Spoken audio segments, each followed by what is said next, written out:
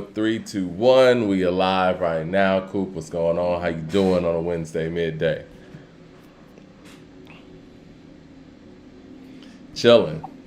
Chilling, I proceed. Yeah, we got a lot to get into No, today, I'm good. man. We got a lot to get into. Me and Coop were talking, and I know one of the shows that we get a lot of feedback on is our show about the top 10 MCs all time based on catalog. And that's a show that we did, man, sometime last year. We'll probably update that too, but we were thinking we had never done that when it comes to groups.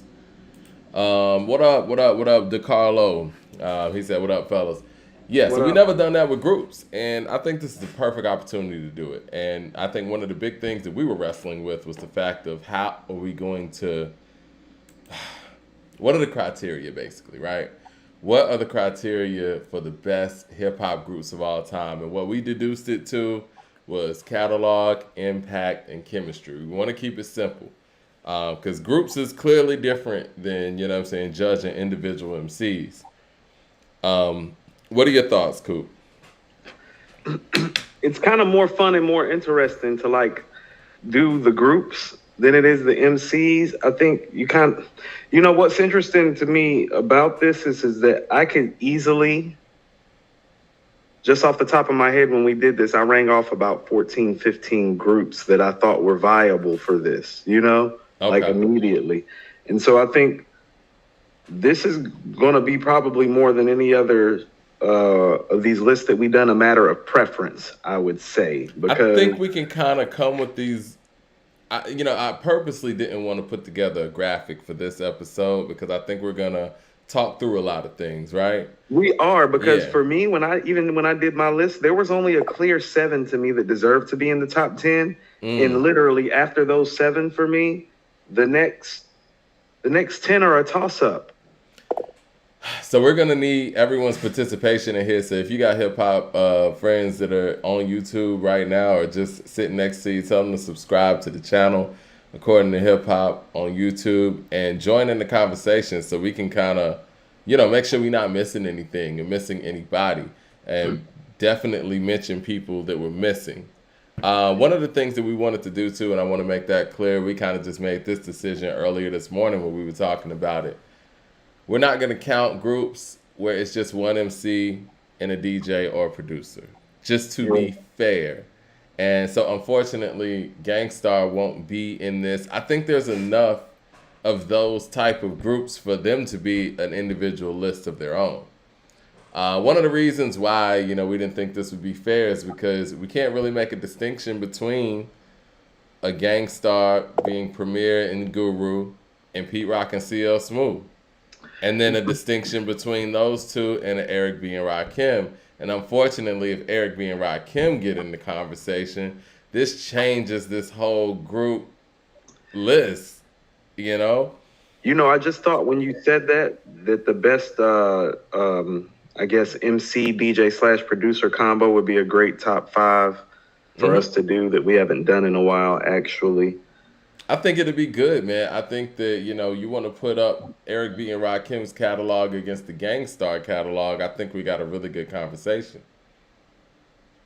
I mean, yes, but no. What do you mean? Who you got there? You got Gangstar, clearly, right? What, over Eric B. and Rakim? We don't have anybody over Eric B. and Rakim if that's how we're running that. I'll Well, just tell see. you that off top. What's messing with Peyton full follow the leader and let the rhythm hit him and don't So- sweat the technique? What producer DJ MC combo you know of that got 4 albums like that? Because not even Gangstar has that. That's real. That's real. And it's like, it's very tough, man. And so that's why, just to be fair, we wanted to give that DJ and MC combination a countdown of its own.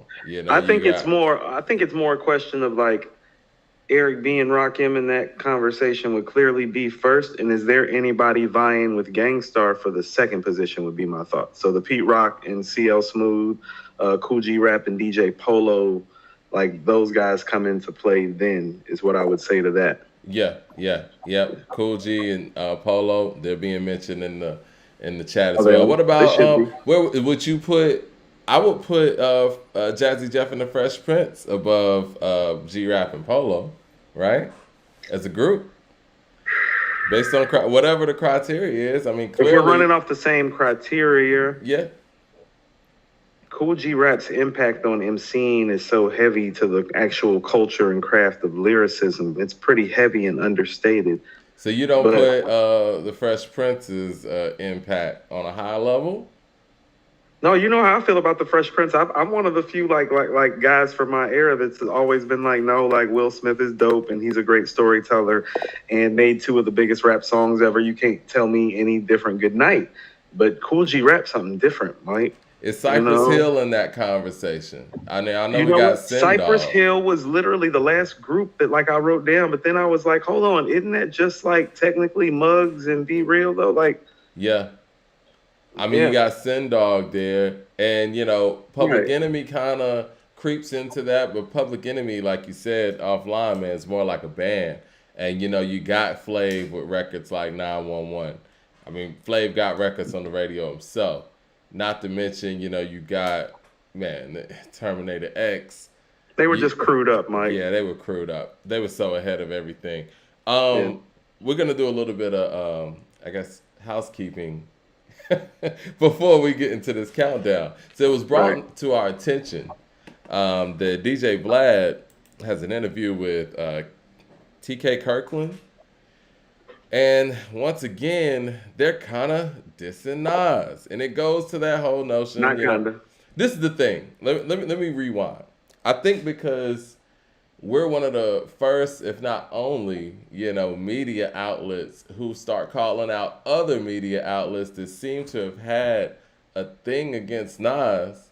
People continuously send us, you know, posts or news or, whatever interviews when people are low key dissing Nas. And I mean, keep it coming. You know what I'm saying? And I No, never really, until we actually had that discussion a few months ago, I never really noticed how hard the media is on Nas. And so, well, first, we'll go into the TK Kirkland thing.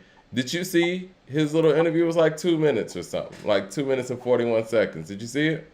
no, I didn't. I didn't need to see it. I saw a blurb about it. You know, it was like politics as usual. No, You you know. should have watched it because honestly, they went out there and were saying a lot of things that weren't true, and immediately Jay Z's name came in the conversation, and then they were talking about Nas being inconsistent, and I'm like, wait a minute, King's Disease 2, Nasir, and the Lost Tapes is whatever, but we're talking about four projects in the past, what, 4 years, and number one, people could say what they want about Nasir, but when Nasir came out, people were ranting and raving about how much they loved it. And when he dropped that whole video for every song on there, that's all the internet was talking about. Number two, King's Disease, highly regarded. Not only was it highly regarded, it's Nas's first Grammy for Album of the Year. Not, I mean, Best Hip Hop Album. Not to say that that means anything, but that means that the grassroots and the mainstream were, receiving that album well. Boom. King's Disease 2, and I think everyone was on the same page in the fact that King's Disease 2 is a quality project and probably hip hop's album of the year so far. So they got in that interview. I would play it, but I don't want Vlad to hit us on any, copyright violation stuff or whatnot. But they got in that interview and basically was talking about how Nas can't contend with Jay-Z in the verses. That's how Jay-Z's name came in it. They were talking about the Memphis Bleak comment and basically said that Nas is inconsistent, but Jay is consistent in 444. I mean, is way better than KD too. And I'm like, let's be real. And They they said talking that about, live yeah, they're talking about hits on and hit. camera in front of people. They're talking about Jay Z's hits and all that, and I get it. Oh And you man. know me, anybody who watches the show, they know that what I'm saying. I'm more of I'm a fan of both of them, but I'm more of a Jay Z guy than a Nas guy. But the fact that y'all want to sit here and say 444 is better than King's Disease and King's Disease 2, like, come on, man, it's just not the truth. And it's not the truth that he also made a comment that on 444 Jay had hits or something. And I'm like, listen, Hit the we wall. need to come to the realization that the last time Jay-Z put out hit records was 2009. We're Is going that on Blueprint 3? it's Blueprint 3. Last Jay-Z records that were hit records based on the standards of what Jay-Z radio singles or hit records are We'll Run This Town, On to the Next One, and Empire State of Mind. It's nearly 13 years ago. We got to be honest with ourselves. And you want to talk about consistency? And it's crazy you want to sit here and knock Nas for being inconsistent, but the guy that you're praising for consistency ain't dropped a hit, and you're praising him on hits again in 12 years. I don't understand what the media or Vlad in particular has against Nas, but if you go on to YouTube right now, type in Vlad and Nas, it's like 13 pieces of content interviewing different people from Godfrey to Charlemagne, Lord Jamar to Large Professor, just shitting on Nas for no reason. Like what does Vlad have against Nas? It's like literally like 5 or 6 different videos about Nas being the worst beat picker in hip hop, which isn't true either. It's like, come on, man. Like, do you want Nas to mention you in a song? What's the deal? Like what does Vlad have against Nas? Do you have any knowledge that I don't have, or anybody in the chat have any knowledge that I don't have about the history of Vlad and Nas? So there's a few things. First of all, if any of our legends are being mistreated, we want to hear about all of them being mistreated. It just so happens that Nas has been a focal point because, like I've been stating, Mike, this has always been some sort of agenda and focal point damn near since it was written, got released. We're talking about 1996. So I'm going to get back to the core of when this started because it never really changed. That's where the whole beat picking thing came into question. Like everything that they're saying, that's old stuff from 1996, and it just keeps on getting recycled and regurgitated to the point that I feel like there is some sort of agenda involved. Specifically, as it concerns Nas, because he's anti-establishment, and he hasn't done the best job in his prime about commingling, doing interviews, and things of that nature. But most of what they're saying is just inaccurate, and quite frankly, it's fucking absurd. And you know, Mike, like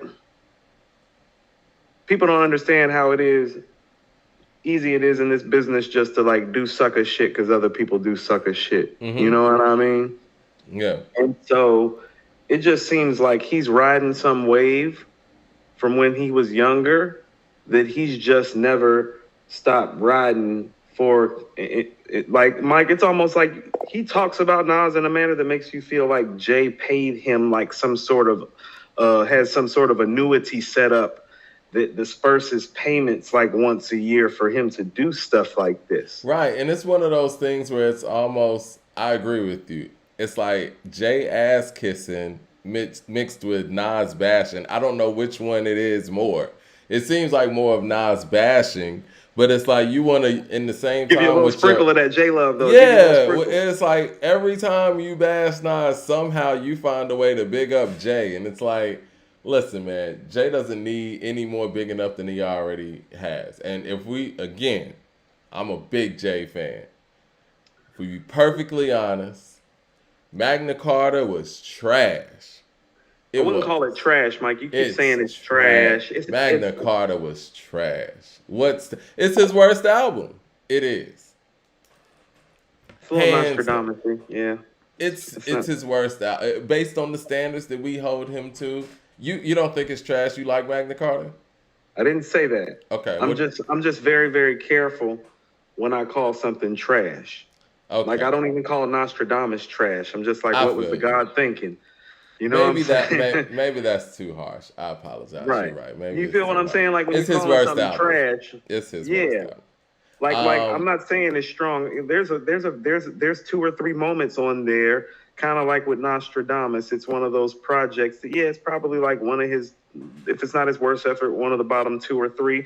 But even when a legend like him gives you like a project like that, there's still 2 or 3 joints on there where you're like, oh, okay. Well, see, that's the thing though. As a Jay fan, I didn't get that from Magna Carta. Because usually on Kingdom Come, which I think is one of his worst efforts, you It get the is. song Kingdom Come. You get those moments where he spazzes out, Can or can we like, stop? huh? Can we stop for a Go second? I'm ahead. glad you're bringing that up. Mike, on the way home just now, Lost Ones played. Yeah, good song. Mike, it's actually a great It's a song to me. I great think it's song. one of his better records. I love that record. And you want to know what I really thought about when I heard that record? This, these types of records, that type of record is really what's been missing from him in them latter stages of his career, the last 10 years or so, because really that's where Nas has been winning at. I think that's Is what he was trying to go on Kingdom Come, but he didn't go full throttle there, right? Because he was doing like 30s the new well, he did it. 40s the new 20 or whatever it was. Right. Well, I think that's kind of what I thought about 444 when I heard it, because I was like, 444 is really an extension of Lost Ones. It's just not a Yeah. good extension, because it's like for Jay, when he's going to talk that way. I mean, Mike, just don't it sounds sweeter when Dre's doing the beats and stuff. Like he's going to have to twerk and work some things in order to make that work. And I think he just kind of relied on himself. But yeah, the stuff that they're saying about Nas being inconsistent is consistent with their rhetoric. It just happens to be, misplaced and foolish. Well, you know what the thing, and I want to go back to Magna Carta too, because I don't want to leave that thought Oh undone. no, no, no. Go ahead, please do. Um, I mean, like I said, you normally could point to a moment where Jay spazzed out, even on some of his weaker albums. Like Volume 3, I think is one of his weaker albums, but he has his moments on there where, So Ghetto, or his last verse on Do It Again. You know what I mean? Or if you think the Hold on, Mike. Blueprint Hold on, 2 Mike. isn't there, you got Hovey Baby. There's no moments like that on Magna Carta at Hold all. on. So, Mike? Do you like Volume 3? I don't love Volume 3. I think the Volume 3 for the time, the singles and some of the songs on there, they're good enough. But based on his standard, I think Volume 3 falls towards the bottom of the list. I mean, first of all, the original version had anything on it, and the original version too is That Yo Bitch. That was the original version before it got bootlegged. That's what led to the whole Lance thing, was actually the bootlegging of that album. Hmm. I actually thought that was a dope album though, Mike. Like it's a 4. It's a solid 4. You He's got think some shit Volume on there. 3 is a 4? That I disagree with. I think I it's a do. I'm three gonna and a tell you half why, at Mike. best. There's some stuff on there. Like I told you, Mike, Come and Get Me is one of Jay's best songs. That's No, on Come and Get Volume Me is 3. dope. Come and Get Come, Me is dope. New York City Marcy Projects, NYMP, The Realist. That I was didn't dope. like Dope Boy. Not Dope Boy. Dope You didn't Man. like Dope Man? They call me Dope Man. Dope I see Man. what he was trying to do. His bars on there are Concept crazy though, records. Mike. His bar Concept game on record. Dope Man's crazy. Concept records aren't his strong point. And that's No, one but thing we but can but say. but Between the two of them.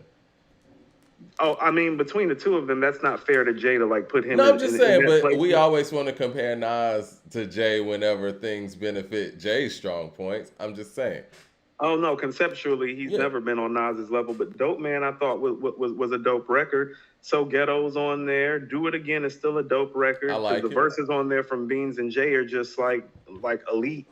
Especially for a single, Mike. That's elite MCing for it to be a lead single I off an love album. that. I love that record. Hold on, I'm Me pulling up too. Volume 3 right now, and I'm Big going. Pimpin' still on there. You like Big Pimpin'? Let's just keep it a Snoopy buck. track is on there, I Mike. love Snoopy Snoopy track. track. I love That's what Snoopy I'm track. saying, Mike. We just named like 4, 5, 6 But bangers. see, Like, the problem with Volume 3 is that the bad songs on there bring it down, and it's oh, they're very bad. Like hard. F. Dot Carter. Yeah, S. Dot Yeah, Card is trash. Pop yeah, it's for bad. Rock is trash. Pop for Rock is terrible outside of Bean's verse. Yeah, it's bad. The Things You Do with Mariah Carey is bad. Oh You know God, what they I'm just saying? Like, so it's one of those albums so where, bad. yeah, the bad moments, and it's not like Volume 1, where I think Volume 1's bad moments don't totally drown out the great moments in Volume 1 because of how Man, strong he's rapping.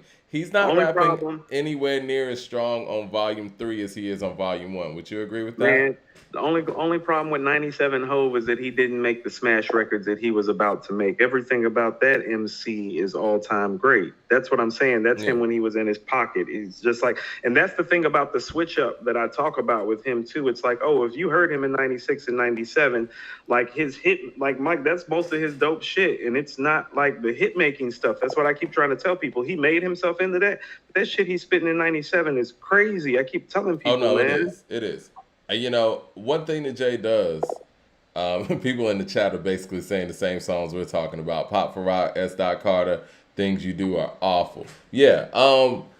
The difference between, I guess Magna Carta, again, like usually in his weakest moments, he'll give you some of the moments where you can make an excuse for the album. And I just think Magna Carta didn't do that. I think about Volume 3 like how you kind of think about Volume 2. I don't think even the good songs aged that well. I'll get with you on that. Outside of "Come and Get Me" and "So Ghetto" are the only tracks that I listen to where it's like it sounds like classic Jay, but it doesn't sound too dated. What about Hot as Hot? I was never as big on "Hot as Hot" as everybody else was. I like the beat. Timbaland did his thing, but 38 revolve like the sun around the earth. Those just aren't good bars. It's not true. Sun doesn't revolve around the earth, kids. Just for everyone out there. But yeah. What are we If doing? we're gonna no, I'm just saying, if we're gonna go out there and be balanced like this, let's be balanced. And let's not go out there continuing narratives that aren't true anymore. What So Vlad let's should have done was just be like, you know what, I've said in the past about Nas, in the past couple of years, he's proven me wrong. That's You what want to I know what would he have need to rather do? have heard. That's what he need to do. He need to eat the food. I'm gonna go to But he's some. not doing that. He's doubling down. Remember when Max was like on First Take talking about Tom Brady all those years, and Shannon on Undisputed talking about Tom Brady on all those years? They got to a point where they was like, "You want to know what? I don't know what I was talking about this situation. I was wrong." I'm sure I've had to do that on this microphone because I've said similar things about Nas in relation to Jay-Z. Even when we had that conversation about catalogs, and I was like, you know what, you're right. Nas has passed Jay right now. And it's just the truth. If we sit here looking over the past 13 years and we culminate everything in that, anybody thinking otherwise is living in 5 years ago. You know what Mike, I'm saying? I always told you, Mike, if you go like check the boxes of MCing, outside of delivery and catalog, he was never better than Nas in any of those other things. Is he a better lyricist? No. Is he a better storyteller? No. Is he better conceptually? No. He's better at making hit records. His catalog was better. It's not better anymore. He has a better delivery. So right now what stands is his delivery and hit maker. Nas is checking every other box. So if we do a list of 10, he's not about to check any other boxes. And what was really holding him in this was the catalog. You know what Vlad said too? Because my memory's coming back now that we're talking. They were talking about the verses. He was like, what is Nas gonna do if Jay plays Crazy in Love? Are you serious? What is he talking about? What are you talking about? Nobody around Jay would ever let him play that record versus I Nas wish in the Jay verses. would play Crazy in Love in a verses against Nas. And then Nas is like, get out of here, man. Like, So think about this. This is a big media personality disseminating this information like Drunken Love even belongs somewhere in the realm of something Jay should pick for a versus. They didn't even say Drunken Love. They said Crazy in Love. Pick one. Drunken Love, Crazy in Love. I love the dough, Mike. Like what? Like This is what I will say about, and I don't know if you feel like this either. We've never really talked about this. I think when Jay-Z collaborates with Beyonce dominates the conversation, or not the conversation, but the collaboration, excuse me. Mike, his best. And I Mike, don't think they make good music together. I'm just going to say that. Mike, his best verse with her is actually Upgrade You. Think so? I was going to It go is. more Deja Vu. I think that's their best collaboration to me. And even Mm-mm. upgrade you's not. I never gotten to upgrade you like that, man. I mean, I get the Nah, message. his I flow get his the flow is message, but ridiculous on there, Mike. His flow is ridiculous on there. It is like he's like for that to be like a big R&B ish, like it's damn near a pop single for him to be like, yeah, he's swagging on there. He's tough on there. you know what's interesting, man? I think that He tightened me that track up. me personally, I like when Jay doesn't collaborate with people. And that's why I'm a fan of The Blueprint. That's why I Like think that Reasonable Doubt is his best album.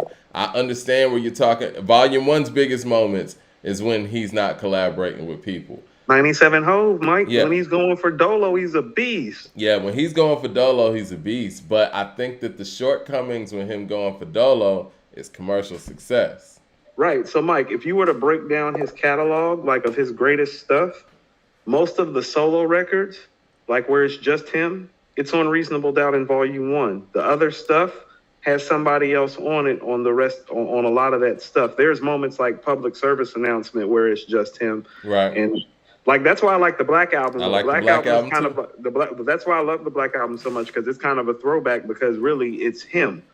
And when he goes for Dolo, it's crazy. 99 Problems, Mike. Yeah. That's his best concept record ever. Like that's the best concept record he's ever executed. Okay. P- I yeah, never really think of PSA. 99 Problems like that, but yeah, I'm No, not that's a a huge concept, fan of Mike. it, but The it's a year dope is record. 94 and my trunk is on my Yeah, he rear did a good view job mirror is the storytelling. motherfucking law. I had two choices, y'all. Pull over the car or bounce on the metal, put the pedal to the floor. And I I, ain't trying to see no highway chase with Jake. Plus, I got a few dollars I can fight the case. you know what I think? I think Rick Rubin's direction probably has something to do with how focused that was too. I don't think it's any mistake that his best concept record and his best story flowed record is produced by Rick Rubin. I I don't love think that that's by Mike. coincidence. 99 Problems is one of his 20 best records to me. And that's Interesting. saying a lot.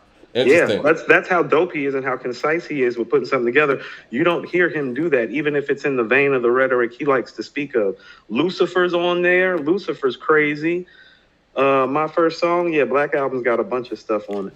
DiCarlo says, nah, that Run Part 2 is fire. You don't feel like Run Part 2 is damn near just Beyonce's song?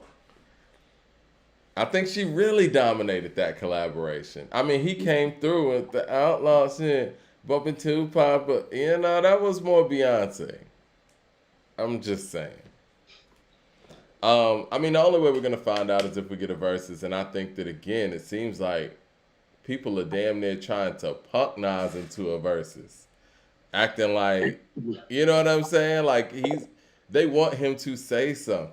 Nas is such an enigma out here, man. It's wild. It's like What people is are he trying to gonna poke the do? bear or something. Like, what is he gonna do about Death Row East? Like, I don't think you understand when that shit come through the speakers and it just can't. Like, no. Let's get to our conversation, man, because I know we like 27 minutes in already. So what we gonna do today for everybody getting in the room? Tell a friend that we live, man. I know everybody be talking about they're missing our lives. When are our lives? We're live right now, and just so you don't miss the live, make sure you hit the bell icon on YouTube so you'll be notified when we do go live. But we usually do it on Wednesday afternoons and Friday evenings. So what we're gonna talk about now, we're gonna talk about hip hop's top 10 groups all time based on catalog, impact, and chemistry. And just to be fair, we left out the groups that have a makeup of an MC and a DJ. Because then, you know, Eric B. and Rakim would probably take up some spots that wouldn't be fair, right? But we're going to do a separate countdown for that. Now, with all that being said, who you got? Who are the people on your list, sir? So I got like 7 pretty easy that I just kind of rang off, and that was easy. All It right, was let's go. Outkast, it was Wu-Tang Clan, A Tribe Called Quest, Mobb Deep, Public Enemy, De La Soul, and NWA. After I got to those 7, I had to pause, Mike, because listen to the list of groups that you have to choose from. Like if you pick the 7 Hold that I on. would You have gonna picked, leave out Run DMC? listen to who's left, Mike. The Roots, The Locks, Bone, The Clips, UGK, 8 Ball and MJG, 3-6 Mafia, Ghetto Boys, Goody Mob, Run DMC. All right, listen. I'm gonna put Run DMC ahead of all of those people. Say that group of others again. The Roots, the Locks, Okay. Bone Thugs and Harmony, the Clips, UGK, 8 Ball and MJG, 3 6 Mafia, Ghetto Boys, Goody Mob, Run DMC. Okay. Of those nine, yeah, I'm okay with Run DMC going ahead of all of them. Okay. So Um, Mike, let's discuss our criteria right quick. It's catalog, impact, and chemistry. I think on the chemistry and impact level, Run DMC is undeniable. I think Right, that their Mike. I think people don't catalog, understand their chemistry was epic I think too. catalog though, song Is where they wise, suffer. Yeah. their catalog though, just based on their timing and I think they've made some timeless music. Like when you hear King of Rock and you hear shit, even Run's House. Can we go moving forward a I little bit? love Run's Or even House. if you hear um, um, it's like that. I mean, they got some very, very strong singles. Now, I think They the do. only thing that Run DMC, I don't want to say, the only thing they don't benefit from is the fact that albums progressively got better as the culture went on. So album wise, they don't have the concept albums that some of their later counterparts would have, or even a album that would even match up with PE's "It Takes a Nation." But their individual singles are super strong, and they've aged very well. I'll put it that You way. you want to know what really happened to them though? Is Mike, the era that they were in more than any other era, like took leaps and bounds in terms of the progression. And Yeah. DMC even spoke to it. He was like, when I first heard Rakim, I knew it was over for us. That was like 3 years after y'all first came out. But You know what I'm even with saying? that being said, though, they were able to give us King of Rock. It's tricky, you know. Walk This Way, Walk Run's this way. House, Rock Box, Peter Sucker Piper, MCs, Mike. Mary Mary, Sucker MCs, of course, My Mary, yeah. Adidas. You My know, Adidas. they got joints. Not to mention the Christmas and Hollis. Like, Right. Down with the Kings too, Mike. yeah, Was dope. yeah. Down with the Kings is a hip hop classic record, yeah. Their Um, catalog is different in the sense where they gave us classic songs more so than classic albums. Kind of a LL Cool J type of problem, but that right? was the but that was the goal. That Yeah, was Russell was trying to get to the money. You know what yeah. I mean? Rick was more about the music than Russell was. You know what I'm saying? But at the Like time, hip hop albums hadn't really been a it thing. hadn't evolved to Yeah. that. Yeah. Run's So I House is will my give them favorite. that. Run's House is my favorite joint. But you're right, Mike. I'll put them. I would put them in about all those things that you said because it's like I felt the way that you felt. The catalog isn't there, but the impact is so heavy and the chemistry is so strong. It was just abbreviated, But the but it's great. catalog is there. It's just different than everybody else's because, like you said, hip hop hadn't evolved to the album stage yet. How about this, Mike? When you listed their songs off just now, I thought to myself, that's a whole problem for any group in a versus to have to go up Oh against those yeah, records. yeah. Now, if That's we a wanted to problem. play that game with Run DMC, If you want to play yeah, that live game with Run DMC with those records, like you losing almost all of those, unless you're like right, doing fight, unless you're like got fight the power, yeah. like you know scenario, like you need like some You got to oh be yeah. top five easy, you know. And as much as I love 8 Ball and MJG, UGK, and a few more that you mentioned, pretty much everybody that you mentioned, even Bone. I think Bone is going to be a big discussion here because for me, I'm going to be perfectly honest, and I guess this is the segue for me to say this. I got 3 6 Mafia over Bone all day. I just have to. I mean, if we're sitting here let's look at the impact, and some could say Bone's Come on, impact is more so on this whole R&B flow. Even when they were on that Migos thing and going back and forth with the Migos, I'm sitting here like Migos are way more 3 6 influenced than they are Bone. And can I I think can I it's by generation, right? I think Migos being from Atlanta, I think they're Crime Mob influenced, and Crime Mob was directly influenced from 3 6. Their whole group makeup was even like 3 6. so Mike, when I got to that seven and I was picking, I'm gonna tell you the groups that I came down to that I was picking from: Mm-hmm. Run DMC, 3 6 Mafia, the Roots, the Locks, and the Clips. Those were the five that I was picking for, but only three of those are getting in. But I was kind of leaning towards Run DMC based on our criteria of things that you said. Now the locks are a very special case too that we want to talk about. I think that the Locks' longevity has been incredible. But I think that the Locks have done more as individuals than they have as a collective. So, and that's the other thing I guess we need to put in this conversation too. Solo stuff is not included. So, even when we talk about Wu Tang, we're just talking about Into the 36, Wu Tang Forever, the W, so on and so on. We're Iron not, Flag. yeah, Iron Flag. We're not counting the individual stuff. And so if we put that caveat with the Locks, I think that changes things a little bit for them.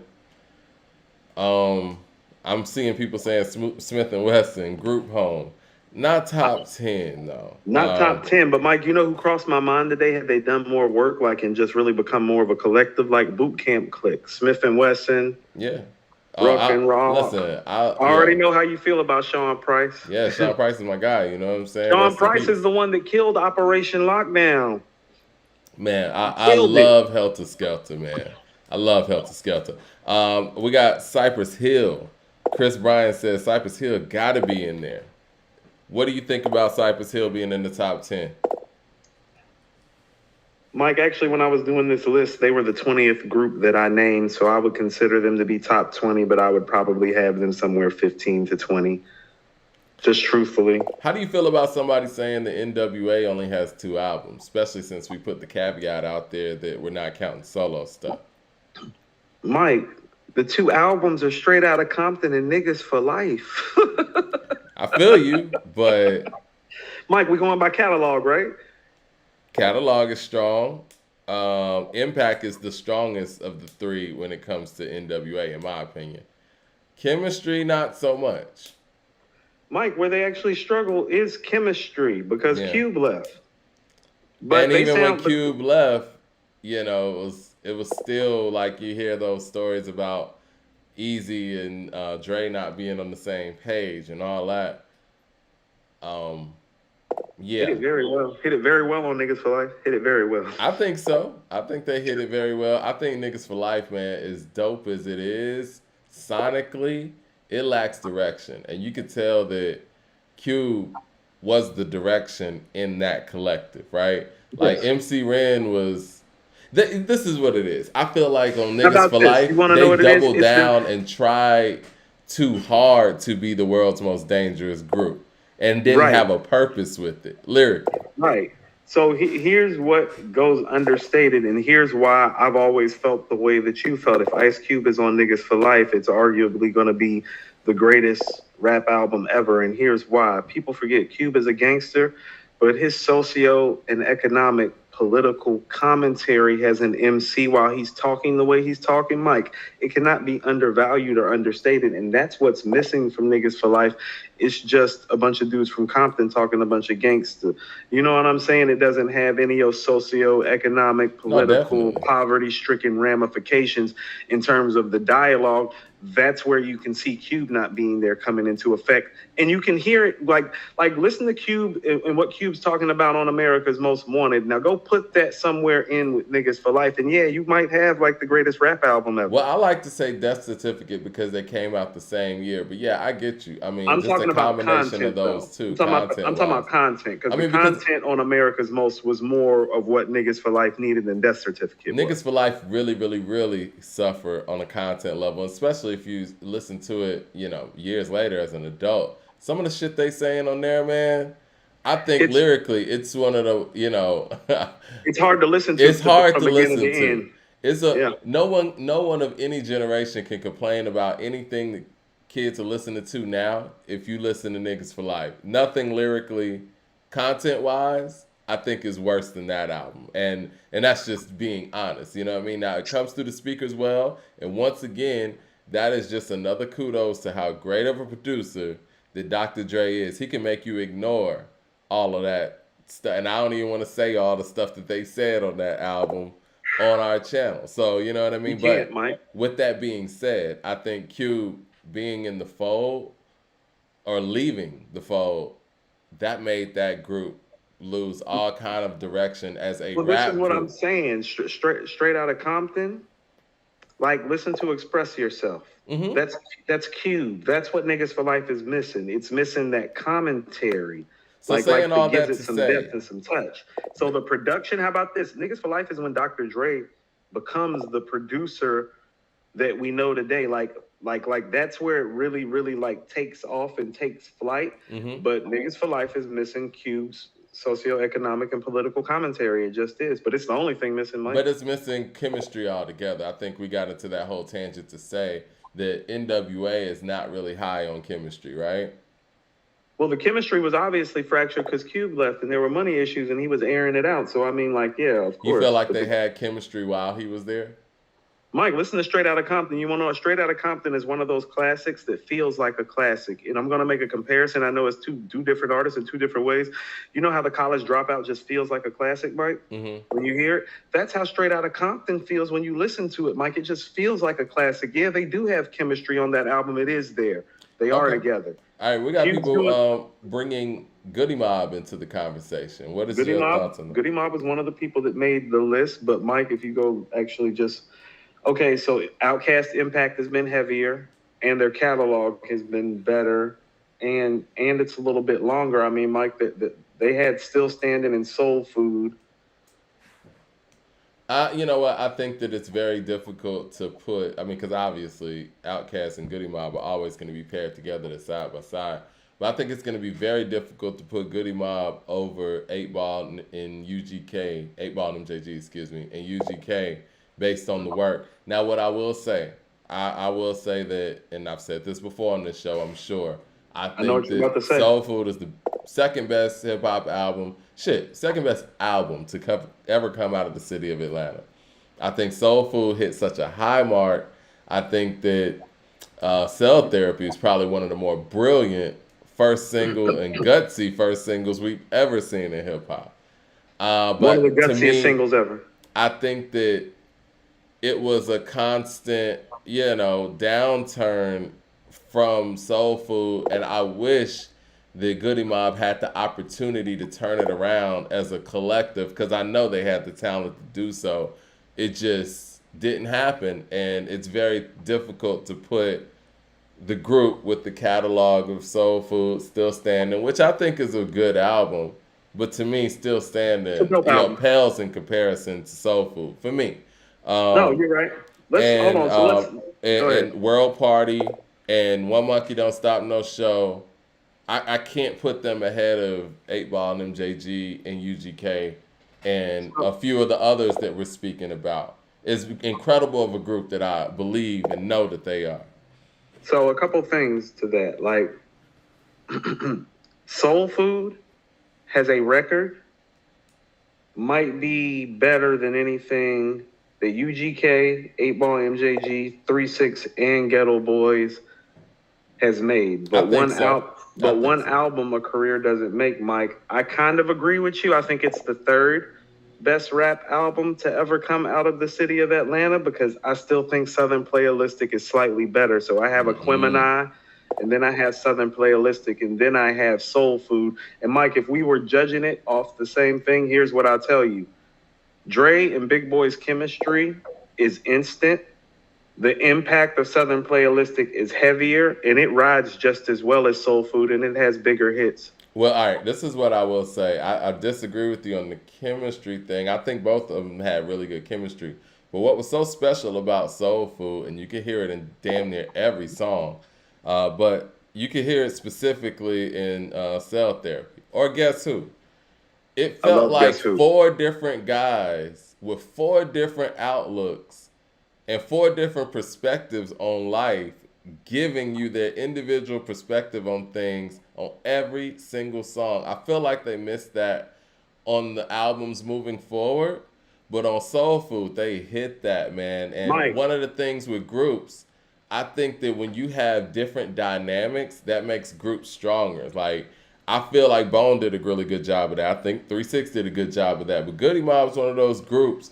You're never like Timo, CeeLo, Cujo and Gip have four totally different Totally styles. different perspectives, Mike. No, Actually, you want to know what? styles, I, perspectives, voices, like they are totally different Mike, MCs and they make it work. I actually thought the record that really displayed that more than anything other track on that album was actually Sesame Street, Mike. Yeah, yeah, it's a I lot of love them. Sesame Street. It's a lot of them, and it's like No, it's a moment, Mike. it It's not just is. like a Southern moment. Like that's a rap moment. That's a hip hop moment.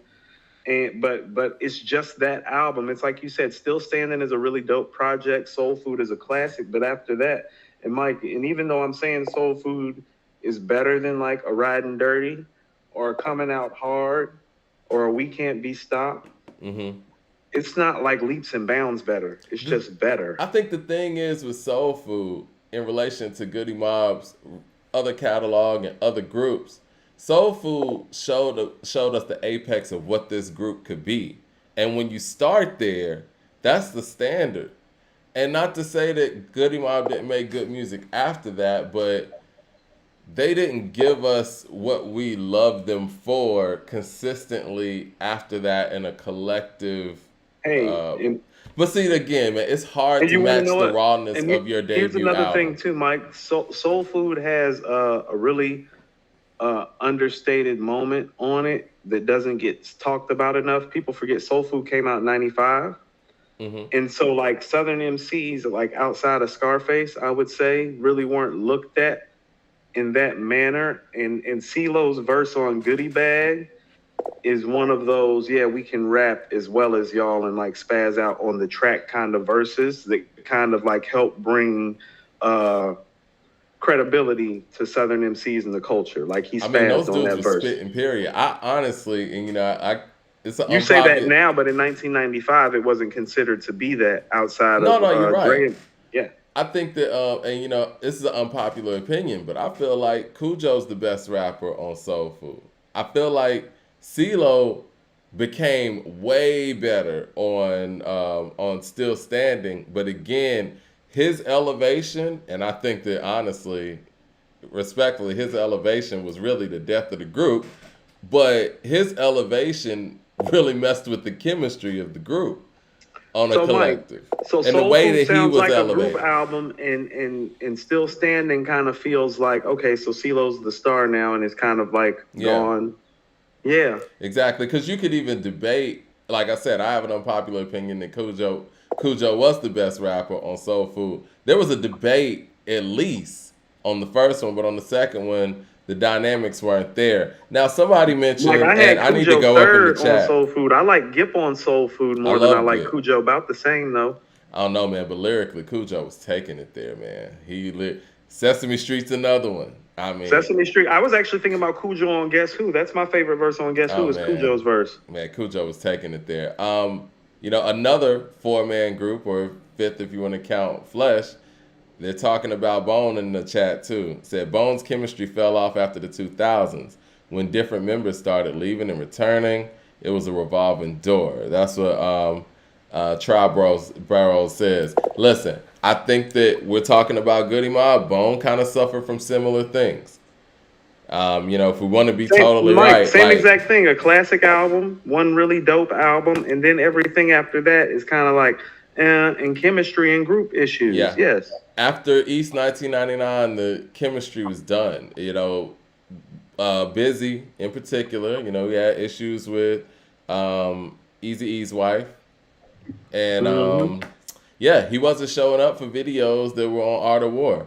Art of War, to me, the mistake of Art of War, once again, and you know me if you watch the show, Double albums. double album shouldn't have been a double album, and then on top of the double album status, the singles just weren't that strong. Now, Bone really wasn't one of those groups that you think are gonna give you like the traditional hip hop smash single, but they did a really good job up to that point with songs like Thuggish Ruggish Bone, For the Love of Money, First of the Month, and the Crossroads remix. Art of War really doesn't have that moment. It's not a bad album, but one could say after East 1999 they kind of fell off. But I You think know that's what? more so a chemistry thing. Yeah, you know what I always liked about Bone though, outside of the Crossroads remix, None of their singles that became big hits seem like they were forced. Thuggish Ruggish Bone, First of the Month, Yeah, those records feel organic, Mike. They're and they're just naturally big. like dope records. And Yeah, so Crossroads to me is the only time they really tried to make a single. And to be honest with you, I think the success of that single changed things it for did. them. Oh, of course it did. I mean, And it's one but of it the. I changed would their say it's approach. probably But one what of I the biggest hip hop but songs of that era, right? Possibly Mike, ever. actually, you want to know what, Mike? When we talk about like the greatest rap songs of all time, we skip over that record, and we need to stop skipping over that record Yeah, it's because a that great record. record's up there. And if I'm not mistaken, like I believe it did like 4 million units as a single, That like when record it did a came out. lot, and it's So really it was important real too. big and a game changer for them. But what I'm saying is they started crafting records differently on their projects after that too. It wasn't just a chemistry issue. It's like, nah, like y'all ain't got to do that. Y'all can do the Thuggish Ruggish Bone thing, and we'll buy in. So It's I interesting feel you like say that. It might have been more singing going on after Crossroads, right? yes, that's what I mean, Mike. Like when they used to harmonize and stuff, they used to harmonize in hooks on records. They started making whole songs where they was harmonizing and all that stuff. And it's like, no, like East 1999, like the Yeah, song, Mike, that song's so tough they was able to release it as a single. hardcore. I love that video too. I I love that love video that so much. video, I Mike. had That's it one of my five recorded on favorite songs VHS. from them. I had the video recorded on VHS, man. That's one of their five best songs to me, Mike. But it's like, so when they And they would used to wait till like the harmonize, end, like you like said, be Mike, like, yeah, yeah, like Mike, the weed tracks, but Bud Smokers Only and Buddha Lovers, like when they're harmonizing on there, yeah. it sounds beautiful. It doesn't sound forced. You know, it's never making the radio. They on East 1999, the song, like they just started busting like They just started busting, Mike. five Ooh. verses straight, and then they came with the Cleveland is the city where we come from. So run. It's like, who does that? No, Like, that's yeah. what I'm saying, Mike. That's organic. Mm-hmm. That everything after Crossroads remix feels a little forced. Even Yeah, like the collab with Pac, like it's a dope ass record, I but it like that feels record. kind of forced. It feels like Pac punched into something that they was working on because somebody from the label or they felt like they needed. You know what I'm Well, saying? I feel a little different about that, but what I do feel about that record, I feel like Busy is so separate. This damn near sounds like a song that Busy might have been working on his own, and like you said, Pac punched in, and then boom, the rest of the group is in there. Mike, it's like Yeah, really like first of all, Pac took that record over. think He so? took Yeah, Mike, he took that record over because Notorious Thugs is more of a song that you'll play from beginning to end because of their chemistry and how they're delivering on the song. On Thug Love, after Pac's part, you can cut it off if you want. No, I disagree with that. Now, I personally like Thug Love better than Notorious Thugs. It's just me personally. I mean, but I do. I know it's an unpopular opinion again. I do. I think I like the beat better. It just sounds more. It This is doesn't what sound as organic, Mike. It it doesn't. sounds more organic to me. It sounds like they fuck with Pop more than they No, fuck they with might Big. fuck with Pac, but fucking with Pac don't make it organic. I don't know, man. I liked I'm it. talking about something musically being organic in terms of how it's built, how it flows, how it feels. Cause when Crazy came in after Pop, I mean that shit was hard. No, but Crazy's a pro. You know what Yeah, I'm saying? and then And, then and Lazy he's the comes strongest in. member in the group, if you ask me, because Oh, he's the by one that far, can. in my opinion, Yeah, Crazy was always my favorite. he had the best voice to me, Mike. He had the best cadence. He was He has arguably one the of the best best lyricist. flows I've ever heard. Period. You want to know what I love from him, Mike? On JD's 1472 with the Brat. Oh yeah, Uh, why don't you anything, come and get you some? Hate on me, yeah. Why don't anything that you? Crazy was jumping on at that time. Again, they suffer from similar things that Goody Mob suffered from. I think that the development that Crazy was having was so extreme, he damn near needed to be by himself. But What see, made at the Busy think same he was the time, star and want to go solo though, that was Mike? the That's what thing. I never understood. Busy was the youngest, and Mm. I'm not going to speak for him because he gets on social media and speaks for himself a lot. Maybe he could give more clarity to this was being handled, and I think that kind of delved into maybe some of the riffs. I don't think it was now. Honestly, too, I will say this: Busy was the first one to drop a solo album, and his solo album was actually pretty good. It's solid. Yeah, it was a good Yeah, it was project. actually pretty good. So he could do it. But I just think, yeah, they had a lot of success coming at them at one time. It was four members in a group. They were young, I and mean, it's just that tough. EP, Mike, that EP, Creeping on a Come Up, like Creeping on a Come Up sold like 3, 4 million records. It was like 6, 7 songs. Yeah, they were super, super successful. And I Hmm. think that when you listen to Art of War, I listen to it now, sounds like Crazy was really carrying that record. He took on a lot that he didn't take on the first album. They Mike, all had they, individual songs on there. I just think that Art of War suffered from, man, they just didn't have an executive producer. Who Mike, they thought it were was a good big. idea to have an individual song for everybody on there? They were big, Mike. Like it was a whole thing if you knew Hmm. how to rap the verses to Thuggish Ruggish Bone when I was in middle school. Like Yeah. if you knew the verses, like you were the shit. Like if you could get their whole rhyme style down, it was a whole thing. So, based on what we're just saying in this tangent that we've gone on with Goody Mob and Bone, it's funny. I didn't They're even, out of the top 10 is yeah, what based really on what. what we just, and so you have to go through all of those things so you can kind of deduce that because people will see Bone and Goody and just feel like they should be there. Why do you It's think? nostalgia. Why do you think Mob Deep though is the top 10? Because Mike, if you actually look at it, nobody's done East Coast gangster rap better than Mobb Deep at their peak. Anybody, that solo artist or group, they're that tough. They have a top-notch, top-level lyricist in Prodigy. They have a top-notch, top-level producer in Havoc, Mike, and they have the catalog. They have the chemistry. And Mike, you see the impact right now with Griselda because when I hear Okay. Griselda, I hear the Mobb Deep shit that I love that I grew up on more than I hear any other influence. I hear Mobb Deep. Like I know a lot of people feel like West Side's voice and track selection is comparable to Ghostface, and there is some credence to that. But the collective, Mike, Mm-hmm. like the way they talk, that's that Mobb Deep shit, Mike. Like Oh, it is, Mike. definitely. How does Hitler Wears Hermes 8 start off? Yeah. Hell on Earth 2. Where they get that from, Mike? Mm. Right. Okay. What would you say to somebody that Oh, and would ask Mike, if EPMD, why EPMD is not over Mob Deep to you? Mike, because EPMD don't got nothing fucking with the infamous. Mm. They don't. No. Shook Ones too. Chick Ones 2, Temperatures Rising, right back at you with Ray and Ghost, Eye for an Eye with Nas and Ray, Give Up the Goods, 41st Well, let's Side, just go to some Survival of the of. Fittest, Let's Drink just go Away to the some Pain of. with Q-Tip. Let's just go to No. Mob Deep. Some of the Mob Deep single classics, right? Mike, I Mike, they're Yeah, they got the Mike. singles. Like I think Shook Ones Part Two is one of the greatest hip hop songs ever made, right? Because it is, Mike. And it's one of the greatest verses ever, too. So, Mike, let's go through Quiet that single. Storm Survival of remix. the Fittest, Give Up the Goods, Shook Ones Part 2. Hmm. What was Hell on Earth 2? Hell on Earth, the actual record, right? Hmm. Yeah. It's Mine with Nas. Hmm. Quiet Storm, Mike? Quiet Storm, anybody? EPMD got something fucking with Quiet Storm? No. Gray says EPMD had one of the best 4 album runs ever. No. No, it's not true. Oh man, you gonna knock that? All right, It's who? not better. It's Mike. They don't got. It's not better than the infamous Hell on Earth and Murder Music. Okay, Like you it's got strong, Mike. All right, let's look at Mike, I can Outkast's go four pull. I album can go run. pull 20 songs off of those 3 albums, and it's the best gangster rap, East Coast gangster rap you gonna find. Period. Period. Point blank. Okay, The so best. you're Not some of the putting best, Mike. The best shit, Mike. you're putting Mobb Deep's first 4 albums above EPMD's first 4 albums.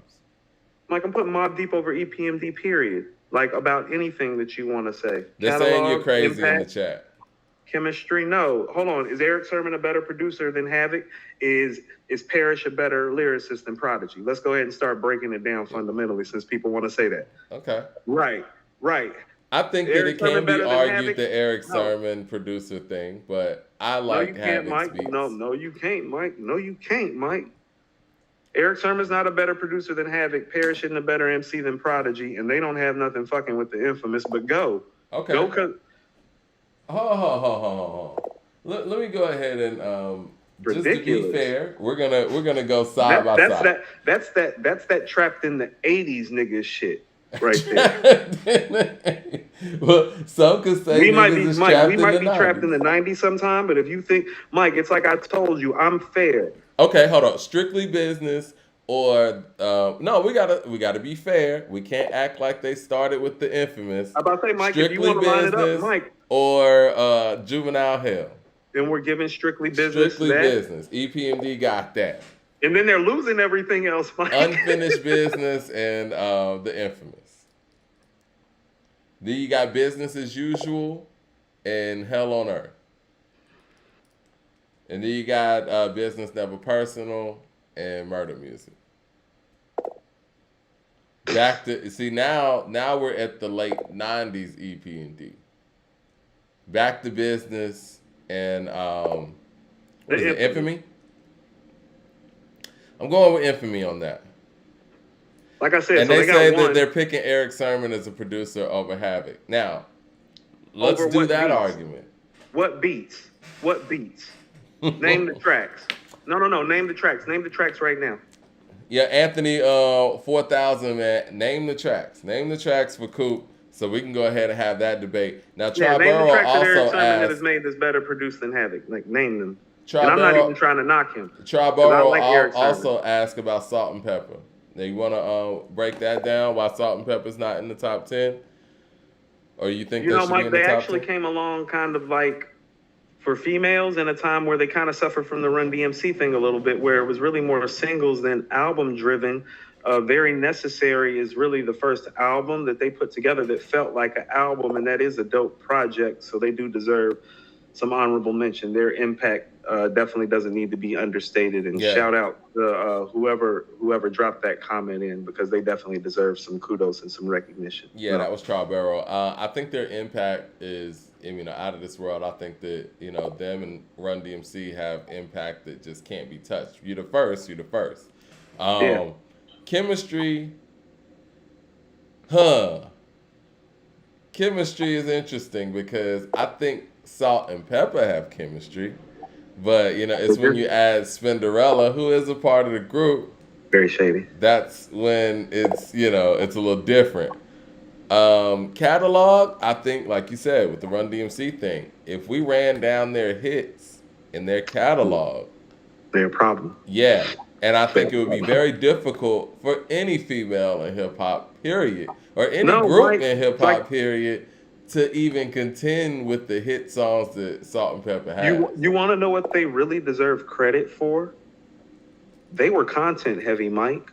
They were. Let's Talk About Sex came out when the HIV epidemic had kind of like hit like the media heavy and started hitting epic proportions. You know what I mean? Right. Even like Mike, I love a record like What a Man. It's rare that you get a record like that. It's creative, where you too. Hear, yeah, it's creative where you hear women of that stature like dedicating a song about how much they love black men. So they're like content wise, they're there.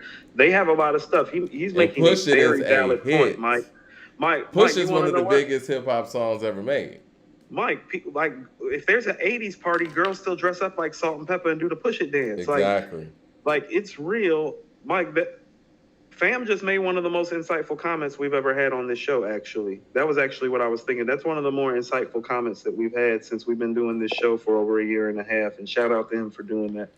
So we got what? You got Push It, you got What a Man, you got Shoot, Let's Talk About Sex, None of Your Business, Shake Your Thing, Groove Me, Hold On, Get Up Everybody. Salt can do the verse from Stomp. Stomp is dope. Yeah. Gray says Salt and Pepper still the GOAT female group. Are there any female groups to contend with them? No, but I don't even think that there's like 101. Yeah, like who's the second best female group in hip hop? 101. Somebody said TLC. They're not a hip hop group. Cut it out. Drop that. Okay. All right. So you made your case for Mobb Deep. I'm gonna make my case for 3 6 Mafia to be in the top 10. We talking about catalog. Hold on, Mike. Mike, I'm really just having trouble getting past the fact that people feel like Mobb Deep's not a top 10 hip hop group. Like people talk about us being biased, but it's like Name a group that comes out of the East Coast that did what Mobb Deep did as great as they did, the way that they did it for as long as they did. What would you say Mobb Deep's run is? 95 to. I would say like 95 all the way up to Infamy, Mike, because even though I don't love Infamy and it's definitely a drop off, it still has The Learning on there. It still has Getaway on there. I love Uh, Burn, personally. yeah, The Learning, Burn. That's the same record, Yeah, The that's right. Learning, That's what. Burn. Yeah. Yeah, Mike, that's crazy. That's one of their best records. Yeah. Yeah. So even when they were like kind of like precipitating from their fall, no, there was still stuff on there. And Mike, the stuff on the infamous Hell on Earth and Murder Music, like Mike, it don't get better than that. Streets Raise Me. The joint with Cool G Rap, Mike, the realist. Yeah. Yeah. No, Yeah, for Mike, the real. joint with 8 Ball, Where You From? And you know what? One The thing that I joint with will. Cormega, How You What? Want It. All right. So before I get into my 316, You don't even know um, about Feel My Gap, Blow. so Mob Deep, because a lot of people, even though it's a regional difference, everything that you said about Mob Deep, East Coast wise, could be said about UGK, 8 Ball, and MJG. Um, I feel like UGK has more, I guess, hit power than 8 Ball and MJG, even though 8 Ball and MJG have Space Age Pimpin'. Now, I think we talked about this last show. You're more of an 8 Ball and MJG person. I'm more of a UGK person. Right. Who Which gets is in the crazy. top 10? If there's only one spot left and you have to pick 8 Ball and MJG or UGK, who are you picking and why? If we're going off of what our criteria is, There we go. I'm probably gonna have to be objective and pick UGK because I feel like their impact has been greater than 8 Ball and MJG's. And chemistry wise, I find them to be just slightly maybe more. Like they sound slightly better together because of the differences in voice and cadence. And like with Pimp, you're getting the harmonizer and the pinch and the draw. And with Bun, you're getting the rapid fire flow and high level lyricism. So it's a hard combo to beat chemistry wise Yeah. and impact wise. They've resonated. So I'm going to lean on UGK over 8 Ball and MJG objectively, even though I listen. And I told you, Mike, I really love them the same. I just find myself listening to 8 Ball and MJG more. I really Well, do. looking at some of the groups that we have down, a lot of these groups that we have down, with the exception of Outkast, they have internal production. And I really feel like Prince Paul was damn near a part of De La Soul, to be honest. So, Wasn't he though? I mean, wasn't he? I mean, pretty like, really? much, but yeah. Yeah. So yeah, I mean, I think I would give that edge to UGK as well. I was just listening to Beehive's interview with Bun B. Shout out to Beehive out there. Bun was like, my job was easy. Like I would just come in and do my rap thing. Like Pimp C was the one that was doing all the production, the mixing, the hooks and all of that. So Bun knew his role. His role was to go in there and just bust. And I think that adds to that chemistry. Because some things and Outkast did an incredible job with this, I think, but they did a lot of their production too later on down the line, if we be totally honest. So I guess they have internal production too, because Mr. DJ did a lot of stuff and they formed Earth Tone 3. But when you're sitting here looking at a group that has to rely on outside production, it's inevitable that some of that stuff's going to fit one of the members more than the other, right? I think that happens to the Locks and the Clips. Mm-hmm. Like somebody's going to sound better on the production that's being chosen. Now, at least with the Clips, they're working with the Neptunes, so they have an individual team that they're working with on a consistent basis. But the Locks, they were getting production from all over the place. Yeah, they were. So Mike, can we run down who we got so far just to make sure? Because here's the thing, Okay. like, I think Wu-Tang, Outkast, A Tribe Called Quest, and Public Enemy and De La Soul are pretty easy picks for almost anybody, Yeah, right? yeah.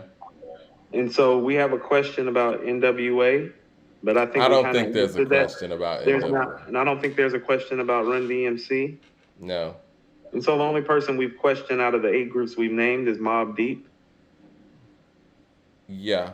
So yeah, And we got two more okay. spots left. I So think Mike, Mob I'm Deep's gonna in there. You made a really good Mike, claim. about that right there, because I don't think people understand how cold Mob Deep is. I'm gonna do a 25 song playlist of like their best stuff, like just their group stuff, and I'm gonna put it up on Spotify. So you can kind of funnel it out to the website, because I Okay, want yeah, the yeah, yeah, people yeah. who don't think, because I want the people who don't think Mob Deep belongs in this top 10 to give me their groups with 25 better songs than the songs I'm about to drop, because I don't think they got it. What about Ghetto Boys? What about Ghetto Boys? When we I talk got about Ghetto Boys on here too. Biggest problem with Ghetto Boys is Scarface, and Scarface's catalog, Mike, because Scarface's catalog and his work just supersedes theirs, and he was their main writer. And it's almost like when he went solo, it got better. I Am I wrong? can't put the Ghetto Boys over 3 6 or UGK. So this is what I I can't got. either. 1, 2, 3, 4, 5, 6, 7, 8, 9, 10. And anybody in the room, let me know what I'm forgetting or who I'm forgetting. And this is in no particular order. I got Outkast, Wu Tang, Tribe, Public Enemy, De La Soul, NWA, Mobb Deep, Run DMC, UGK, and 3 6 Mafia. That's who I have. Okay, so Mike, so here's my thing. I would put 3 6 above UGK, Mm-hmm. and so here's my And you're thing. taking UGK out of the 10? Do you think UGK are better than the Roots and the Clips? I think if we're talking catalog impact and chemistry, yes, I'm putting UGK over those two acts. Yeah. Okay. I mean, the impact is just, I mean, The impact is heavy, but I think the Roots have them on catalog. well, you know what? And I think the Clips may have them on catalog too, if you're just talking straight up and down, best versus best. Because I told you, Michael, like as much I as I love love the Riding clips. Dirty, as much as I love Riding Dirty, I'm not taking Riding Dirty over Hell Hath No Fury. Like pound for pound, I'm not, and that's saying a lot about what I really think about Hell Hath No Fury. And no sort, I'm not trying to disparage Riding Dirty at all. I'm speaking about how highly I think about Hell Hath No Fury. Right, right.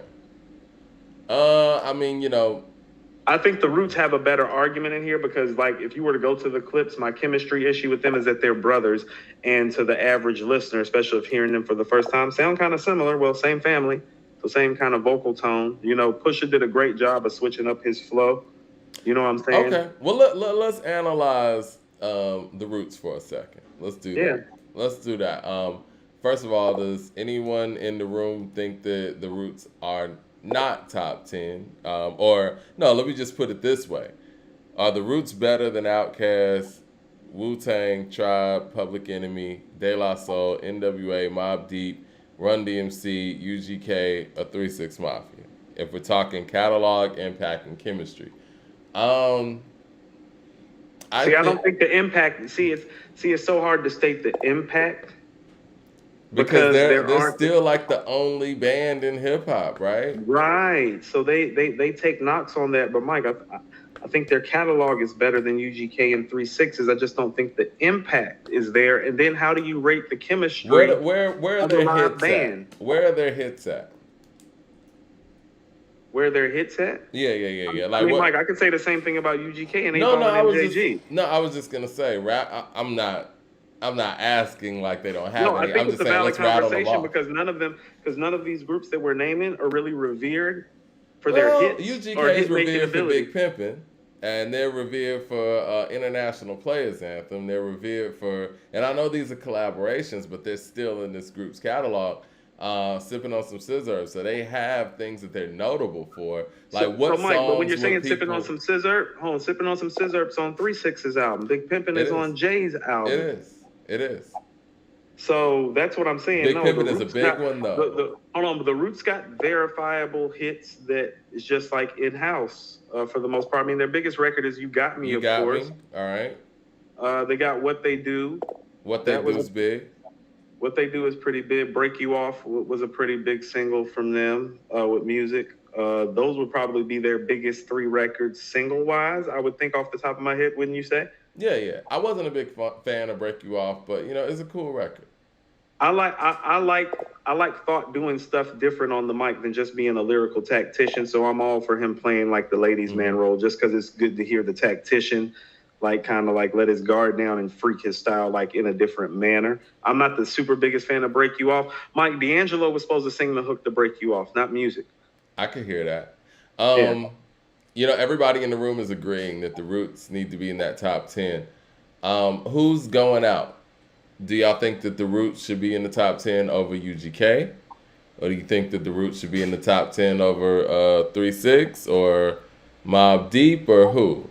I'm with you though. I think that the UGK and Roots comparison is tough, but when it comes to notable records, I may give UGK the edge, but I do have to give the Roots the longevity. I know that's not really a part of the criteria, Well, but no, it is when you bring the catalog into effect, Mike. That's what I'm saying. It's like as much as I love UGK, it's like, well, the Roots got Do You Want More, Illadelph Half Life, Things Fall Apart, Phrenology, The Tipping Point. These are all dope records. they All of are. them. They are. Um, you Got Me as their home run. You Got Me's the home run. Let's say, what's But their Mike, but impact that's what I'm like? saying. Like a Roots fan, when you're talking to somebody that's a fan of the Roots, they don't even bring up "You Got Me." Like Of I was talking course, to of my man course. Andrew that I went to high school with, and he was like, "Thanks for bigging up in the Roots." And like he like brought up the fact that I bought up 100% Dundee off "Things Fall Apart." Mike, like they're known for those types of records. It's like no, that's like thought on some rap shit. Triborough asked the question, how many classics the Roots got compared to UGK? Sam I can says that the Roots have the best live show, period, over UGK, over 3 6 Mafia, and over Mob D. Yes, Okay. yes to all those things. I consider, if we're just talking live hip hop performances, I consider Thought to be top five on stage. I would put him right after personally KRS-One, Kane, DMX in his prime, and then I would go to Thought on stage. So I'm with you on all of that as far as classic albums. And here's okay, so here's my thing in my case for the Roots. Okay. I feel like they have two classic albums, and the other groups we're talking about in this vein only have one. What say you? Because I say Illadelph Half Life and Things Fall Apart are classic rap albums, whereas UGK has one certified classic, 8 Ball and MJG, one certified classic. And I'm going to say the same thing about 3 6, because you would lean on World Domination, I would assume.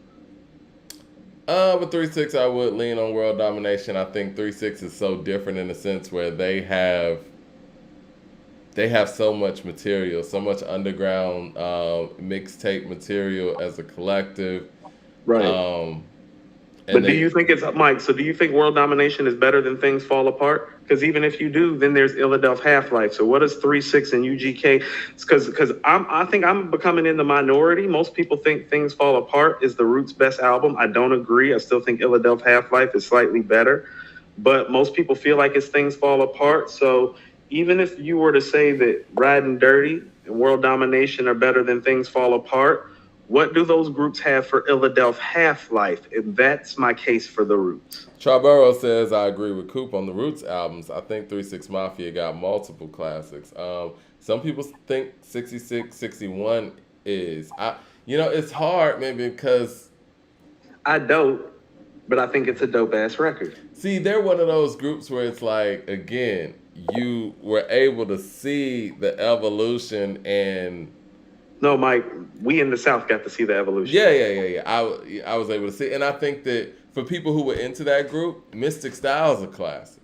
When Mike, you my know, cuz M6, he swears by Mystic Styles. yeah, That's his shit. Mystic Styles is his shit. Yeah. it hits you different because you kind of seen everything, and to see the group turn into what it became, then it makes all the vintage stuff classic. Like how people say "I'm Serious" is classic. It's Or not. Mike, I was actually thinking about Compton's Most Wanted. Yeah, you know what I'm saying? But T.I.'s I'm Serious is not a classic album, but because you saw what T.I. was able to become, it feels classic in that way. So I think 3 6 has some of those things, but if you want to sit there and say So certified classic album, I'm right. leaning towards a World Domination, but to be perfectly honest, I've heard people say Mystic Styles a classic. I've heard people say The End's a classic.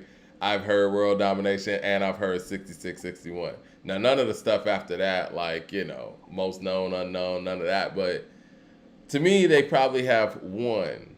But I am a Right. tough judge, Right. So no, we're talking about top 10 groups, so we have to judge it on its highest scale, and that's why I'm like, well, if it's all relative in terms of it being a debatable conversation, Mike, don't we usually go to the catalog as the tiebreaker? I think that the Roots have one as well, though. So that's just me. So okay, so what's your take on Illadelph Half Life? Because Mike, I've always noticed every time I talk about Illadelph, you really don't have much to say. I And I think want to it's just say a this too. How dope. about this, Mike? You know what I think about it? I think about it like I think of ATLians. I think it's a dope Ooh, album okay. that, I think that's a fair didn't really comparison. Same take year. us anywhere. You know what Hey, I mean? Mike, can I submit something to you? Illadelph Half Life actually got rated in the source higher than ATLians. Illadelph Yeah. Half Life got 4.5 mics, and I thought it was actually a deserved 4.5 mics. I thought they rated that album properly. I And like so it. I like it. I like it like I like Hell on Earth. But again, I think that the groups have done things that another were 4.5 mic better. album. Yeah. I think it's good. I think it scratched the surface, and I guess that on a style points level, I wouldn't give it too much. It's on some rap shit, Mike. I think that is Yeah. why I love it. Like Illadelph Half Life is some like that. How about this for somebody that didn't know the Philly rap scene? Right. After you listen to Illadelph, you feel like you're kind of plugged in and in tune. You know what I'm saying? And I love albums like that that give you they bring you into their world on Illadelph Half Life. That's my thing with it. Like Things Fall Apart doesn't feel like their world to me. Illadelph is like the dudes from the live band from Philly that's still like out here getting it. With all that being said, I'm okay with putting the Roots ahead of UGK because the UGK does have a lack of, I guess, notable singles per se. Even though I think Murder's a classic, I love Let Me See And It. album work, Mike. I'm You leaning know, more on the album work than even the singles. I'm yeah, talking about the album work the Roots have done. yeah. But And the Roots a been around large for a part while, of Mike. that is Mike, because the Roots have been UGK's around as long as UGK too. Like they came out yeah. with Organics before Do You Want More. That was like really their first project. So they've been around like 90, 91, 92. I think UGK supersedes them in impact. Yeah. Um, Yeah. I would say chemistry too, but I Yeah. know that for the Roots it's different because you're a band, but they go in and out of members like crazy. That's kind of a testament to the group too. The fact It that they is. really haven't. You know what I They mean? keep the core, but for the most part, I it's mean been a revolving the, door. the core is Questlove and Tariq. You know what I Right. mean? So So I would give UGK the chemistry part of it, but in catalog, I'm with see, you. that's what I'll I give mean. that How to are we the rating this? Roots. Because when we're saying it out loud, it's like, okay, UGK has the impact and the chemistry, but the Roots have the catalog. But you get what I'm saying? Yeah, I mean, I'm okay with, again, just the long catalog that the Roots have. And And I then, just think, Mike, it goes to how are we rating the craft of MCing in this? Because one thing that all these groups have that we're talking about are legendary frontmen lyricists on some sort of proportion and level. And I mean, Mike, it's Black Thought. You want me to it start? is Black Thought, but we talking Want about me to get Pimp C. started? You And want me to get started? Pimp C's polarizing, though. You know what I'm Yeah, Pimp saying? C's like, hey, Yeah, Mike, I love Pimp C, Mike. Pimp C's But polarizing. we talking about like Mike. This is what I mean about Jadakiss and their verses. Like Mike, that's thought on the mic though too. I feel you. Bun B That's had like a Mike. The run, thought that too. we revere, those stripes got earned on those Roots albums, Mike. But you remember when Bun B had that run of features and, when Pimp C was locked up, Bun B was No, I everywhere remember killing that, it. and that was a nice run. But we're not including solo material. That's That's why I'm true. talking about. Black That's Thought true. made his run. Like Black Thought is considered to be the epitome of what an MC and a lyricist is. Mike, where You're did he right. earn that? You're He right. earned that on these albums that I'm talking about. And so to You're leave the right. Roots out of the top 10 is kind of discrediting what he's contributed to the culture and the You're craft of right. MCing for as high up as we have him and as far high up as everybody else got him. You're right. You're right. You know what? The Roots in there over UGK because, again, I agree with you. Like, we can't count the solo, Bun B, Pimp Can't C. count the Bun B run. Yeah. Yeah. Okay. All right. I'm fine with that. Now, as far as 3 6 Mafia, I think that their impact. No, I'm I cool mean, with listen. I 3 6. feel like they're like hip hop's Parliament Funkadelic, man. Like you listen to artists that have been out over the past 5, 6 years, shit, even the past 10 years. They're recycling work that this group is did 20, 30 years ago. It's So, Mike, phenomenal. we brought up that comparison with Mobb Deep before. It's like, no, you can hear Mobb Deep and 3 6's influence in their region Yeah. today. I mean, I heard Today. straight up 2 3 6 songs on Drake's album. Yep. Every album that comes out, especially on a mainstream level, I'm hearing old 3 6 music. Mike, Whenever it's 21 and Metro Mike, come out. Mike, we're gonna call a spade, Mike. It's rare that we get an album out of an Atlanta rapper where we don't hear a 3 6 influence on some sort of record. Correct me if I'm It's wrong. wild, Tell me man. I'm wrong. It's Tell me wild. I'm wrong. No, it's wild. We can go listen to almost any project from any artist out here who got some sort of cred or is making moves, and we can go play their shit, and we gonna hear DJ Paul and 3 6's influence somewhere on it. It's striking. Shit, Duke Deuce. Even we were listening to Isaiah Rashad. 3 6 is on there too. Everywhere. It's everywhere. wild, The man. influence is everywhere, Mike. And maybe 10 years ago, a group like 3 6 wouldn't have been on this list. But at this point, it's undeniable, man. Because it's impact. I don't think that there's anybody in hip hop in their era whose music's had legs like theirs. I give Mobb Deep that too. When it comes to the Griselda movement and all that, I know they get compared to other people as well, but their mood that's murder music. That's the infamous. That's that shit. Mike, Mike, from a king to a god. What's the name of the record, Mike? Juvenile Hell. Yeah. Even on the West Side Gun record. Which one? The new West Side Gun. Oh, Hell on Earth 2. Hell on Earth 2. Yeah. Yeah, Juvenile it's right Hell there. Like Hell on they Earth telling you, like they literally telling you on the song titles what pocket they in. They in Mobb Deep's pocket, like in a good way, like in the way that us have been waiting to hear somebody from the East Coast do something like that again to the level that Mobb Deep did it at. Because here's the thing that I'll tell you, and I realized this when I had the Locks down as one of my groups. It's like I realized how great Mobb Deep really was. Because as much as I love the Locks, and as MCs, Mobb Deep's not fucking with the Locks in their totality, but the Locks ain't fucking with that catalog and that impact. No, not at all. They didn't make records like that, Mike. For as great as they are as lyricists and MCs, they didn't make records like Shook Ones and Give Up the Goods and Survival. Not on their albums. Maybe on mixtapes when they were rhyming over other stuff. Yeah. Mike, no, they not on the other stuff either, Mike. Traboro says he's asking about the Beastie Boys. Mike, Jadakiss got something fucking with Shook Ones or Styles do on their catalog? No. Give Up the Goods, Mike? What do you think about Beastie Boys? Quiet Storm? Mike, does Kiss have a solo record better than Quiet Storm? No, man. Look, Locks ain't compared to Mobb Deep. What do you think about the Beastie Boys? Ooh. License to Ill is one of the most important rap records ever. It's hard to qualify them in this conversation. It is hard to qualify them because of their growth as a group. I think they start moving towards... they really weren't even a hip-hop group really totally after the second album. Wouldn't you say they ventured off into... You know what? Honestly, Paul's Boutique is my favorite Beastie Boys album. Now, License to Ill had the hits, but conceptually, they took hip-hop somewhere else with Paul's Boutique. And a lot of people feel that way. That shit was crazy. Like... Car Thief, where they sampled that Jackson 5 version of I Betcha, that shit is crazy.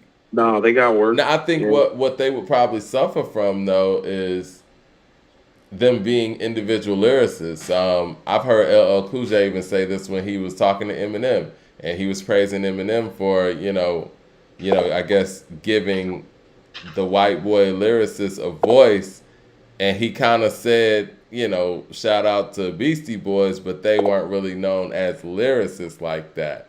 They weren't. So I think that would be the knock there. And the other thing is that I feel like they moved on and developed into a group that wasn't as much of a hip hop group anymore. We never really seen that. I guess Outkast was going on that path, but stopped.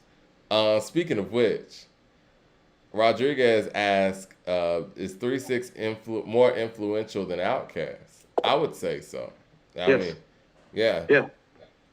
I mean, Yeah. because we talk about impact, and it's like that's like asking if Lil Kim's more impactful than Lauryn Hill. She is.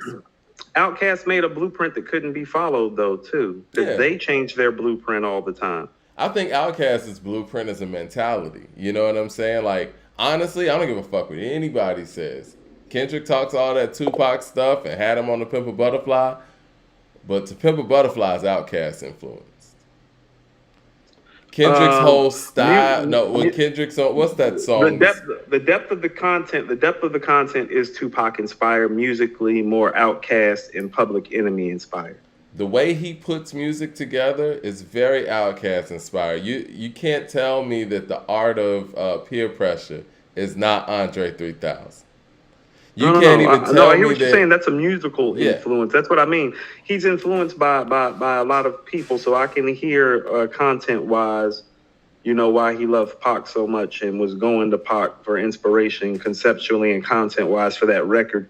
Because I mean, if we're talking about content and conceptually, I mean, Pac is unrivaled really outside of like Nas and Scarface, in my opinion. Would you say Sing About Me is more Pac influenced or something like that?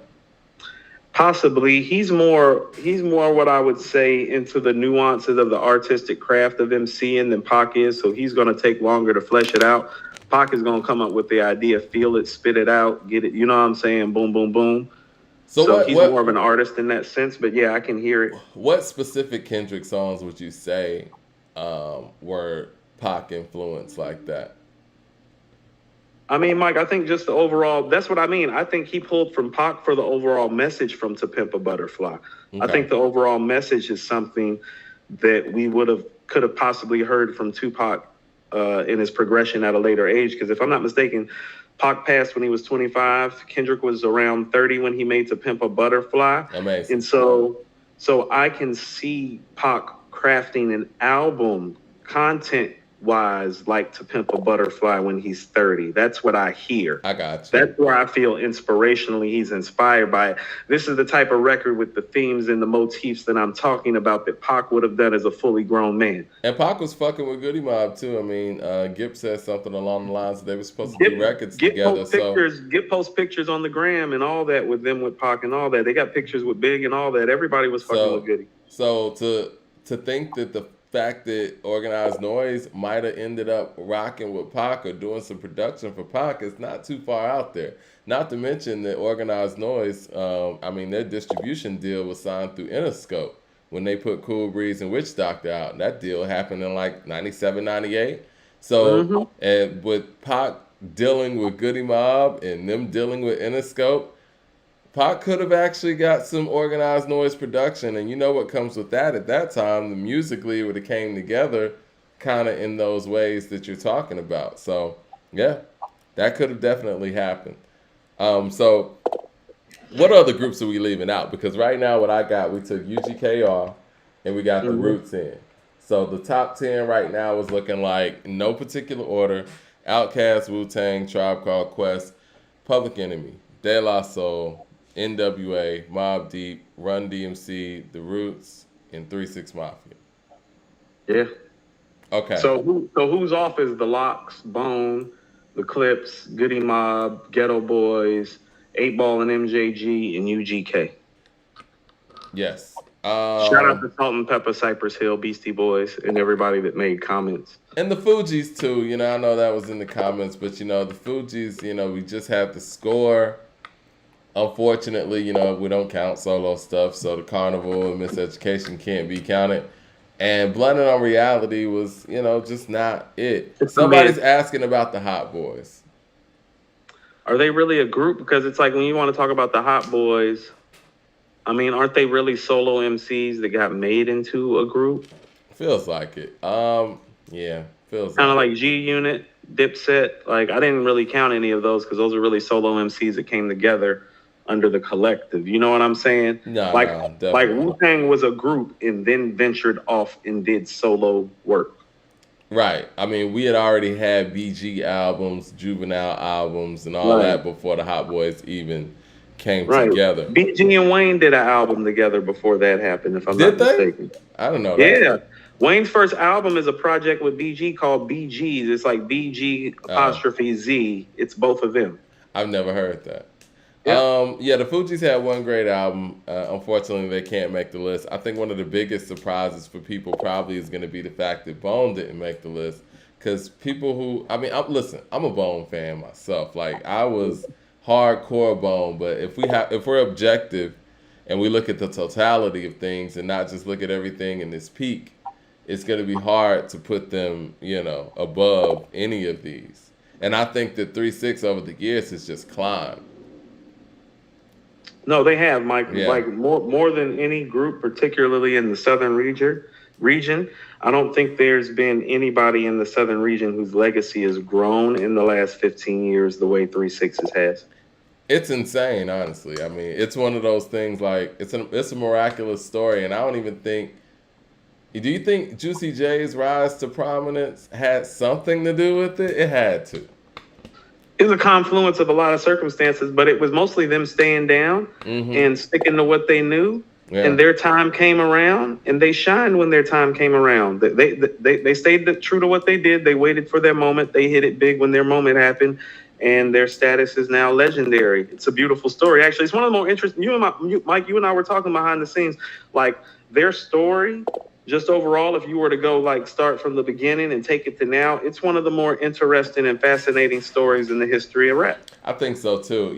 One of those things that really paid off for them is the fact that they put out a lot of music that I don't think they had any intention on being heard.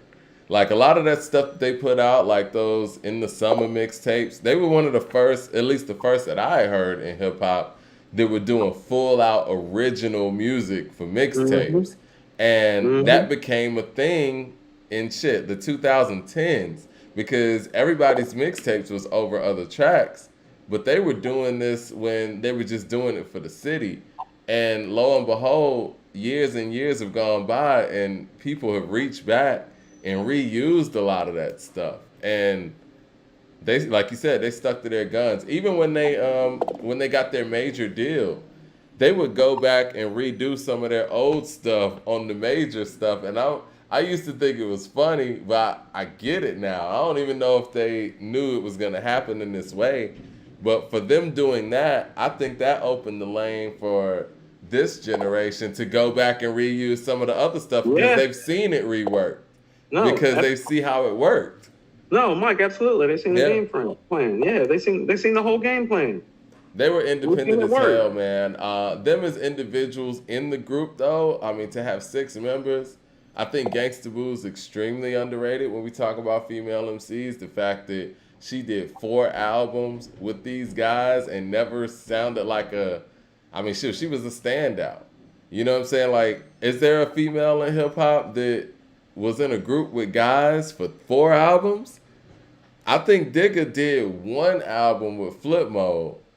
But other than that, I can't think of... And then she had a really dope solo album with Inquiring Minds, too. I think that her album just kind of came before it needed to. I think if her album would have dropped in 2000 when Sippin' on Scissor and all that, I think it would have did a little bit better. But she had a hit with Where Them Dollars At, too. Gangsta Boo is super underrated. Hey, Mike, it's hard to contend with the male ego, too. You know? She had to tour with these guys.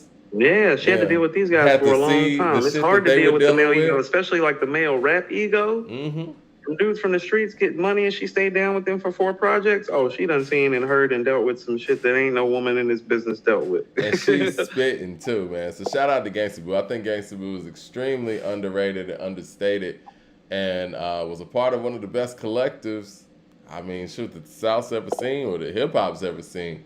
Do you want to try to put these in some sort of order? Because of all these groups, who would you put in that number 1 spot? Is it Wu-Tang or is it Cass? If we're just going off Wu-Tang's projects, we got to put Outkast and Tribe ahead of Wu-Tang, actually. I think so, too. Yeah. Like, as far as catalog, Outkast and Tribe and De La Soul stand out. So Outkast is the greatest hip-hop group of all time. If we're just talking about their catalog, Mike, where they actually suffer is impact because their impact is not as great as Wu-Tang's, Tribe, Mobb Deep's. I don't know. I think that even this allure that people have of Andre 3000 has to count as Outkast impact. because he has That's nothing fair. else outside of Outkast. No, Mike. That's fair when you talk about Andre's Allure. That's Outcast driven from his Outcast material because there's not like there's other material to riddle that off of. So yeah, Outcast. I would objectively, I would probably go Outcast, Tribe, Wu Tang, Public Enemy, De La Soul, and after that, you can go NWA or Run DMC because I think those were the two most impactful groups ever. Yeah. And so you can go to either one of them in whichever order you want after that. And then I'm gonna go to Mobb Deep, and then I'm gonna go to 3-6, and then I'm gonna go to the Roots. I like that. I like that. Yeah, I was thinking somewhere along those lines too. Yeah.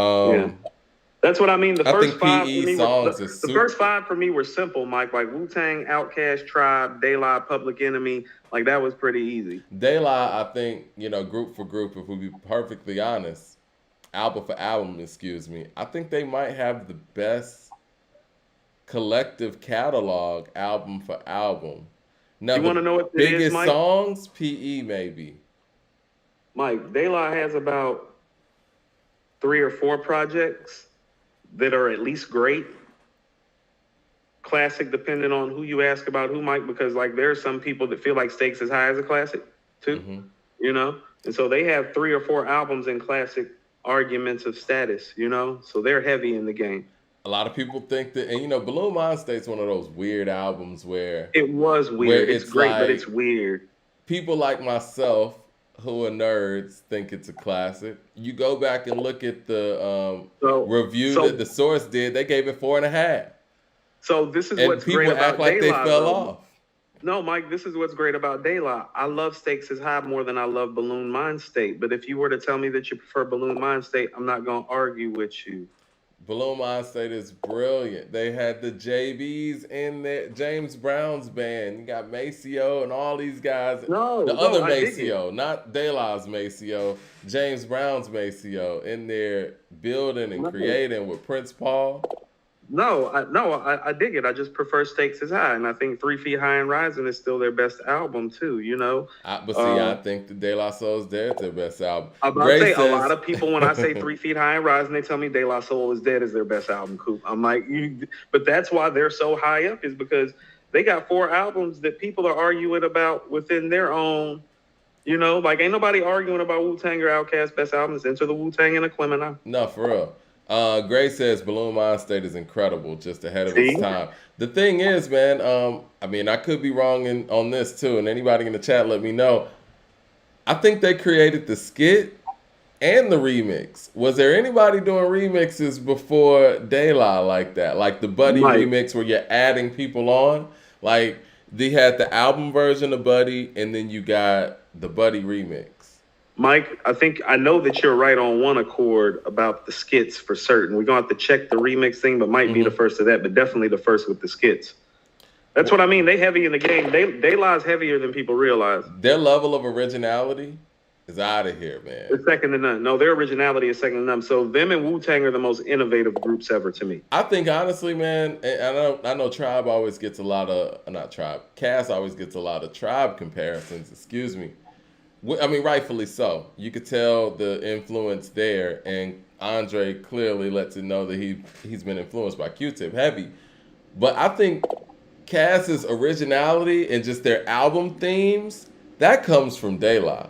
Think that's more De La? That's the De La influence in Cass. I think they're I more think De it's the La whole influence crew, Mike. than people. I think it's the whole Native Tongues clique that inspired them. I think, like, when you hear Southern Playalistic, it's like, no, like, I can hear that they're in the High Road, they're in the De La, they're in the Tribe. Well, see, Southern They're listening to Playalistic. leaders I of think Mike. They're Southern listening to Playalistic is leaders of the different. new school. They listen to LONS. No, I think Southern Playalistics is different. I think that they, under the direction of Organized Noise, these young MCs who were still trying to find themselves were able to make a really dope album under the direction of some older, more experienced musicians. But I think when they start finding their own way, like ATLians, and we really start getting these out of space themes and these type of things, I think that comes from De La. Even when you listen to some of their skits, even their skits on Stankonia, how they're funny and this and that, like that's so Prince Paul. Yeah, No, I'll give you that. De La's heavy in the game. That's why I said it wasn't hard picking them as a top five group. It's like, no, they belong right up there with Wu Tang and Cast and Tribe, Public Enemy, NWA, Run DMC. De La's right there. Yeah, because I mean, Tribe didn't even do skits like that. No, No, Tribe's not really. remix game is Midnight. heavy. I mean, Midnight Marauders is the first time I even heard really Tribe even do skits, right? Yeah, but Yeah. Tribe's remix game is heavy. I mean, And you know that yeah. scenario remix, I think is one of the better remixes ever made. Especially when you factor in how big of a song the original one was. I And you mean, had to Mike, step to that. Mike, the conversation when the Flavor in Your Ear remix came out was, is it better than the Scenario remix? Like, that was the bar that hip hop remixes were judged by. What do you think is what do you think is the best? I don't want to say the best remix in hip hop. What do you think is the biggest jump from the original to the remix? Is it Bones Crossroads? Is it Biggie's One More Chance? Is it The Choice Is Yours from shit, what's wrong with me? You know what I'm talking about. Black Sheep, Yeah, Black Sheep. Drez, yeah. Because the original wouldn't have been that hit. I Mike, like I'm the actually- original Crossroads. Mike, It's just not radio friendly. I'm actually gonna say the Crossroads because the original version to me, although I think it's a dope record, Mm-hmm. it's nothing stylistically, vocally, beat wise like the original, and it's just so much more massive. Like the One More Chance original version is hella dope, Mike. He's And I spitting know on there too. he's spitting crazy, Mike. Some people still prefer that big One More Chance. You know what I mean? Just because it's like raunchy big for real when it comes to sex. I'm similar to you know. So Yeah. I don't want to say that, even though One More Chance is a big jump in terms of what it did. I'm gonna lean on the Crossroads though. I ain't mad at that, and I think that, and it's funny when you get the newer version or the re-release version of East 1999, and they throw the remix on there. It don't sound like it even flows with the album. It Maybe doesn't because fit. we That's know what I better. mean, Mike. Things changed when they made that record. Yeah. Yeah, it don't flow with East 1999. Beat wise, it sounds nothing like what's on there. I might say Black Sheep, The Choice Is Yours, man. That's a big ass jump. That's It a is. What about classic this, Mike? record. Mike, if The you were to- remix if you were to- made that if a you were to classic. here's what I'm saying with the Crossroads. If you were to go listen to the Crossroads remix and then go buy East 1999 based on that, you'd be totally gotten fooled. Tell me I'm You'd be wrong. like, "Where's this song?" at?" Look here. When you said, Ouija, are you with me? More money, more money, more money. No, not the same Ricardo record. says Quiet Storm remix is the best jump ever. Ooh, can I see tell you Shut a 'Em quick Down story? remix. Go ahead. So I used to work at a record store in Charlotte when I was in high school called Manifest. It used to be up on South Boulevard. I don't know if Manifest is still open. I hope it is. But Lil C's came in to promote his album. We used to have artists come in. And so C's is in there, and you know, we just chopping it up. I was the hip hop guy. That's what they hired me for, Mike. I was that dude even when I was in high school. Yeah, I got hired like to be the hip hop guy for this big record store when I was in high school. This is who I've always been. And so C's is in there, and we just chopping it up, and we just talking records, we talking rap shit or whatever.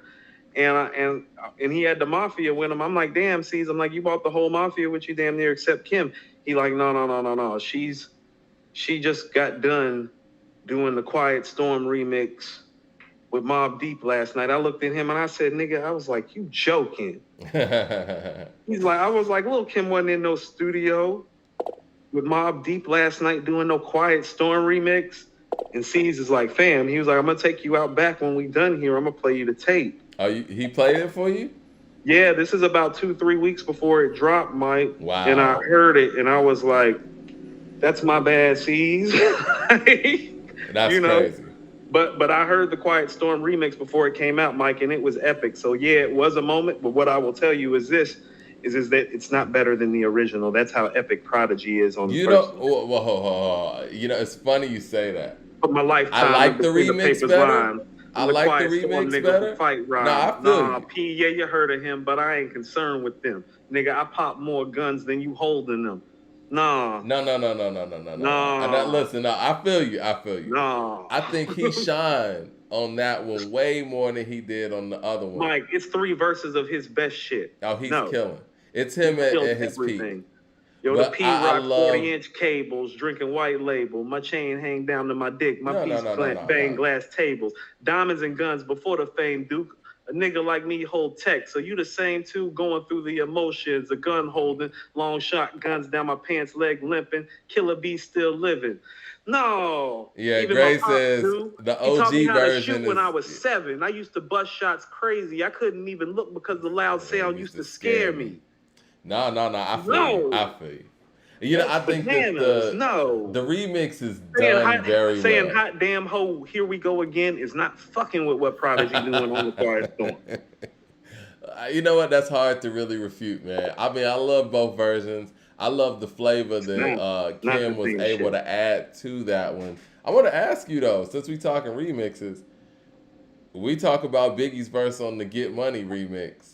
Which one do you like more, the regular Get Money or the Get Money remix? Mike, I like the remix more. Do you? I'm with the original, man. No, because you want to know why too? Because that's when Kim's delivery gets sick too. She killed that. She killed that. Little I like Kim the beat Black, on the first Erica one. Kane, and Who Remains in Chanel Frames and Animals of All Kind. Western Philly State, Natural Food Tape, Read the Late, Mafia. Yeah, she was, yeah. I love that verse. I be eating sushi playing with my coochie. I think that, you know, and I know you just got finished talking about convertible sobs. I'm married to the mom. Yeah, I like that. I Spit got Game Banks was and Rob's crazy. convertible sobs. Yeah, I know you just got through talking about C's, but I think that him being on there kind of takes it down a little bit from the original for me. I like C's verse on there too. No, he love did his C's on thing. there. He did his thing, but Yeah, he did the his other thing. one, it's just Biggie and Kim. Oh, Mike. Speaking of which, so Mike, when you're hearing C's on "I'm Going Out" on Murder Music, that's how all that happened, Mike. What's that? He was just doing it.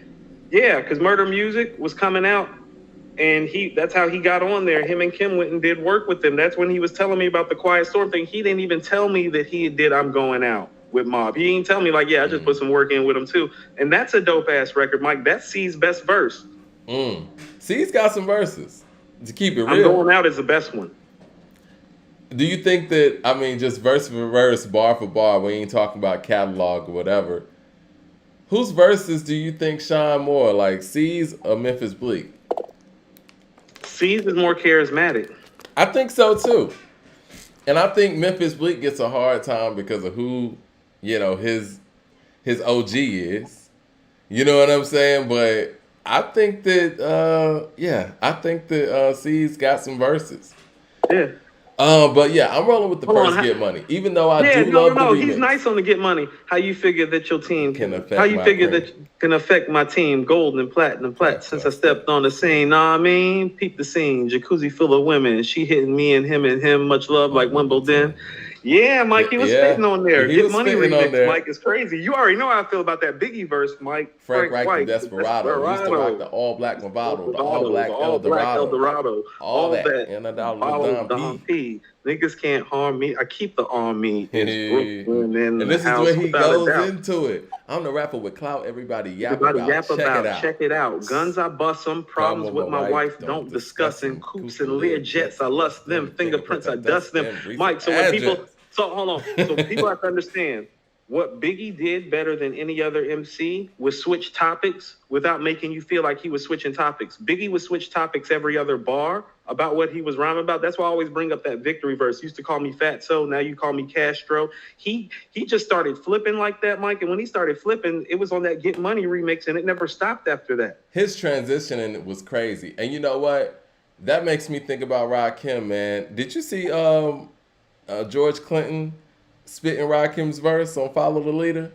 I think I told you about it earlier. I'm gonna play a little bit of it, man. I'm gonna play for the people out there, man. This is the legendary George Clinton for Parliament Funkadelic, showing love to Rakim, just sitting there spitting the bars, man. I was like, hold on, here it is. It's God MC. Over there, Rakim. Oh yeah, man. Boy, you just put that. Follow me into a solo, get in the flow, and you can picture like a photo. Music makes mellow, maintains to make melodies for MC, motivates to break. Some everlasting, I can go on for days and rhymes that engrave deep as x-rays. I can take a phrase that's barely heard, flip it. Now it's a daily word. I can get ill and on and kill and put on no alarm, rock and will remain calm. Self-esteem makes me super superb and supreme for a microphone, still I fiend. This was a take. I was supposed to break. I was supposed to wait, but let's motivate. I want to see you keep following. I was supposed to take, but let's motivate. Travel that beneficent feet throughout the universe. Throughout the excerpts. Shit crazy. Dig into my brain as the rhyme gets chosen. So follow me, and when you're thinking you were first, let's travel that magnificent speed. Let's travel around magnificent speeds around the universe.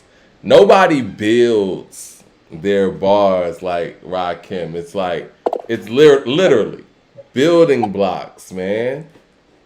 It's insane. It's like, for the people out there who don't know what I'm talking about. He writes it like a musician would write it. Go listen to No Omega. Go listen to, what's the word? Now, I don't know why I want to say Don't Sweat the Technique, but I'm not talking about that. Let the Rhythm Hit Him. Go listen to Let the Rhythm Hit Him. Like, he's building.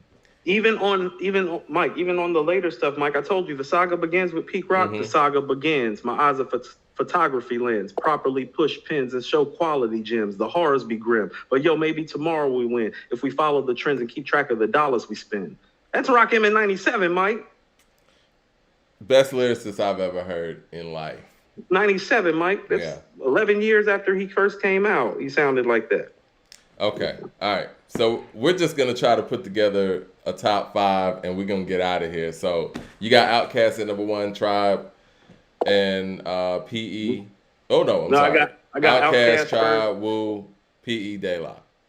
Yeah, that would be my top 5. After that, I would probably go NWA, Run DMC, Mobb Deep, 3 6 Mafia, The Roots. Yeah. Why don't you have Public Enemy higher?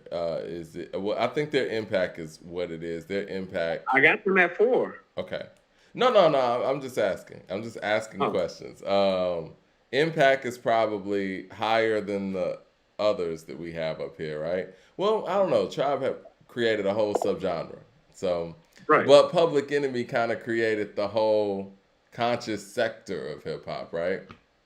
No, definitely. No, I mean, and like I said, a lot of this is just based on how you feel. Like if you were to have Public Enemy ahead of Tribe and De La, you have a valid argument. I just think that Tribe and De La's catalog is so innovative, so great. The songs on their best stuff for about 4 albums with Tribe and for about 5 albums with De La is so consistent and wildly consistent. Yeah.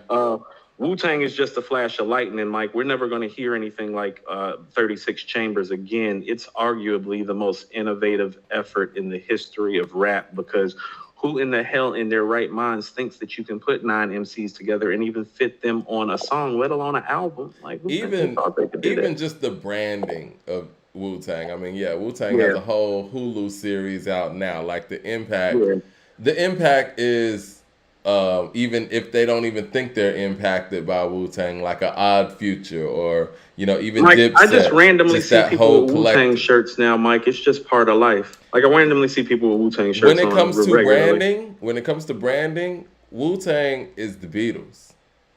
Yeah. Hip-hop. When it comes to that, it's something, man.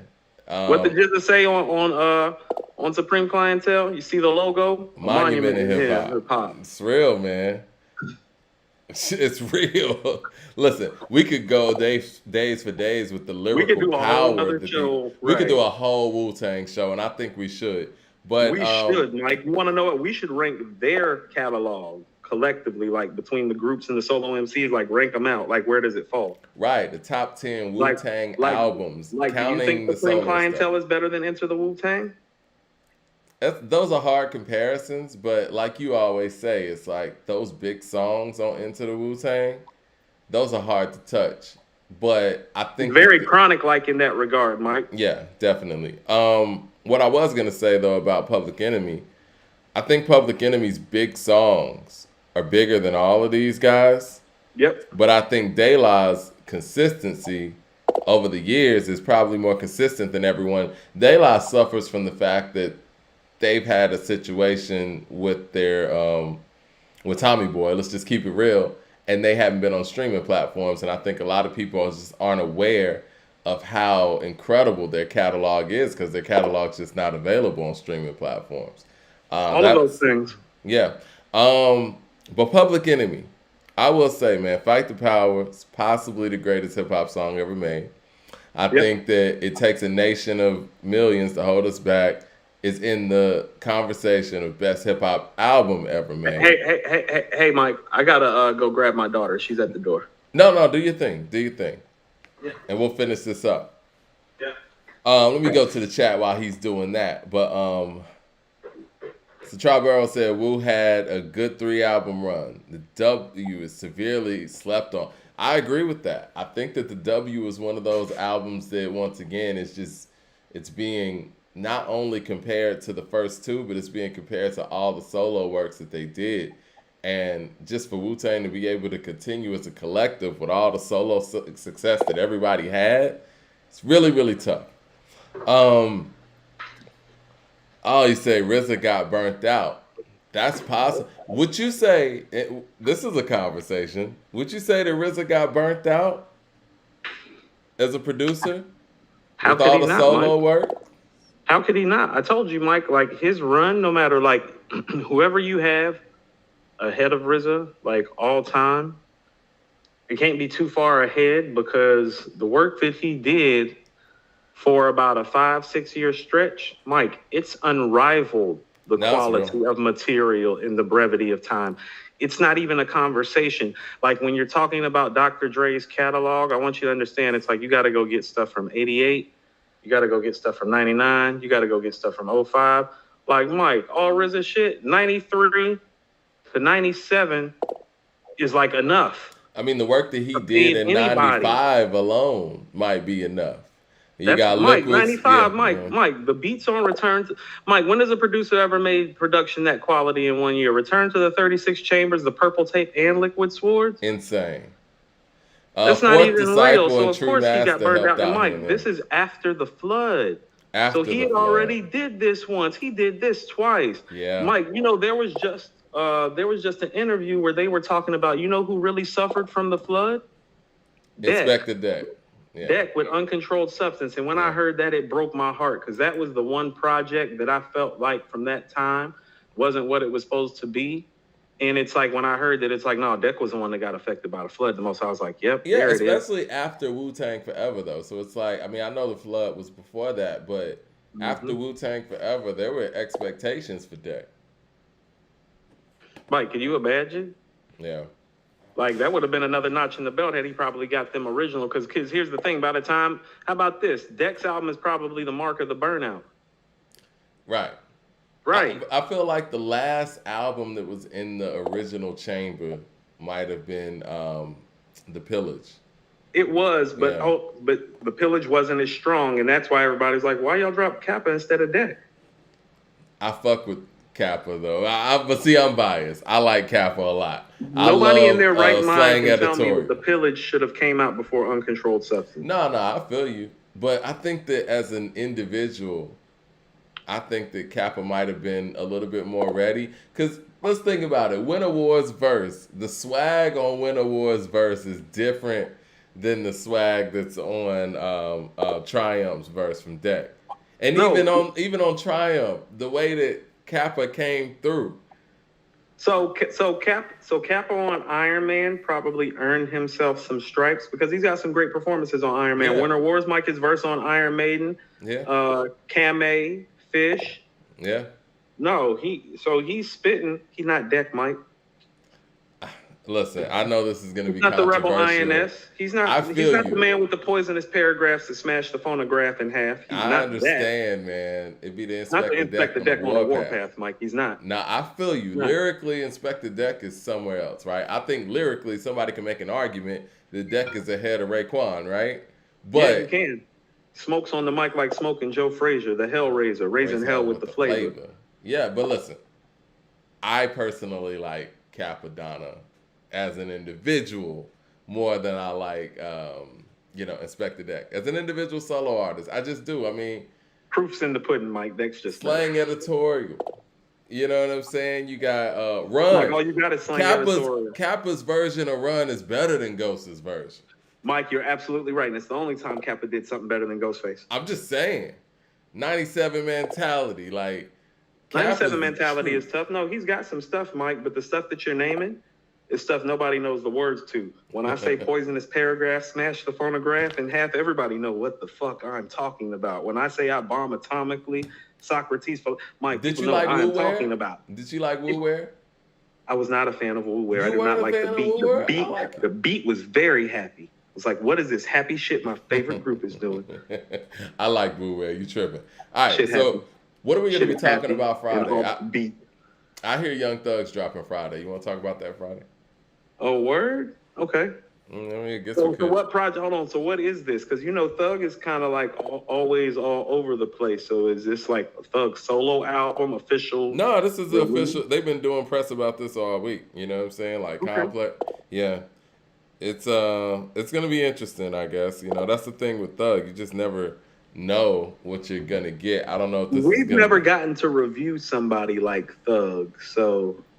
No, not since we've had this amazing following, and shout out to you guys. I mean, I don't know, man. I guess we should talk about it. We can't not talk about it. No, who else is supposed to drop? Are there still the Nas rumors circulating? I think that the Nas thing is more of a masterclass thing, so that's like a compilation thing. So, Of who? Of what? Of masterclass stuff. Somebody, Thugnificent said, "Thugger, I'm out."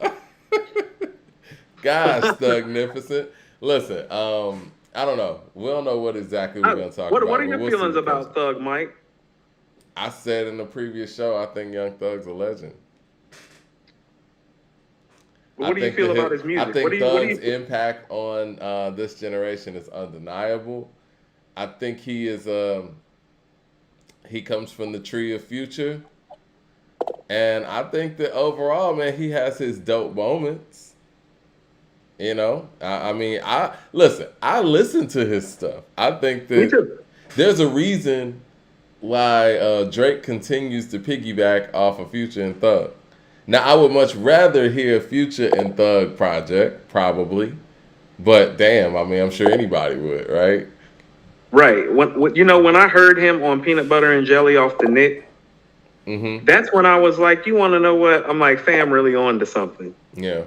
Like how he putting it together.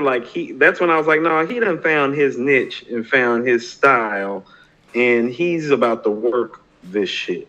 Well, people in the room seem to not be feeling Thug, so I mean, we'll see. We're more of a, our following, Mike, is might be more hip hop purists than even we are.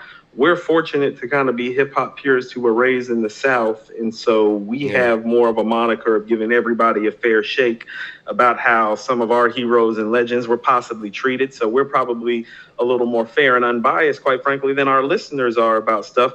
But what I want to submit to our listeners is that, like, Thug doesn't have to be your thing. But I'm going to tell you something Anthony Hamilton told me when I met him a long time ago face to face. And Anthony Hamilton is from my family's hood in Charlotte. Like, he came up with one of my cousins, and I got to chat with him backstage once a long time ago, and he told me something that stayed with me, and it was very simple. He said, there's room for everybody on the stage. And so even if it's not your thing, like, give it an honest listen and an honest look, because if you really love this culture, like, and the older I get, the more I understand it. No, that does come with it. That's Mike. Didn't I hit you up the other day? So Mike, Lil Durk was in the club the other day at work, and all the young girls I working with was like going crazy, like to the point that it's like, yo, I was like, you want me to roll up with you on, fam, so you can, like, do what you like, because me, Mike, he had squad with him too, and I was like, no, I'll roll over there. I'm Coop.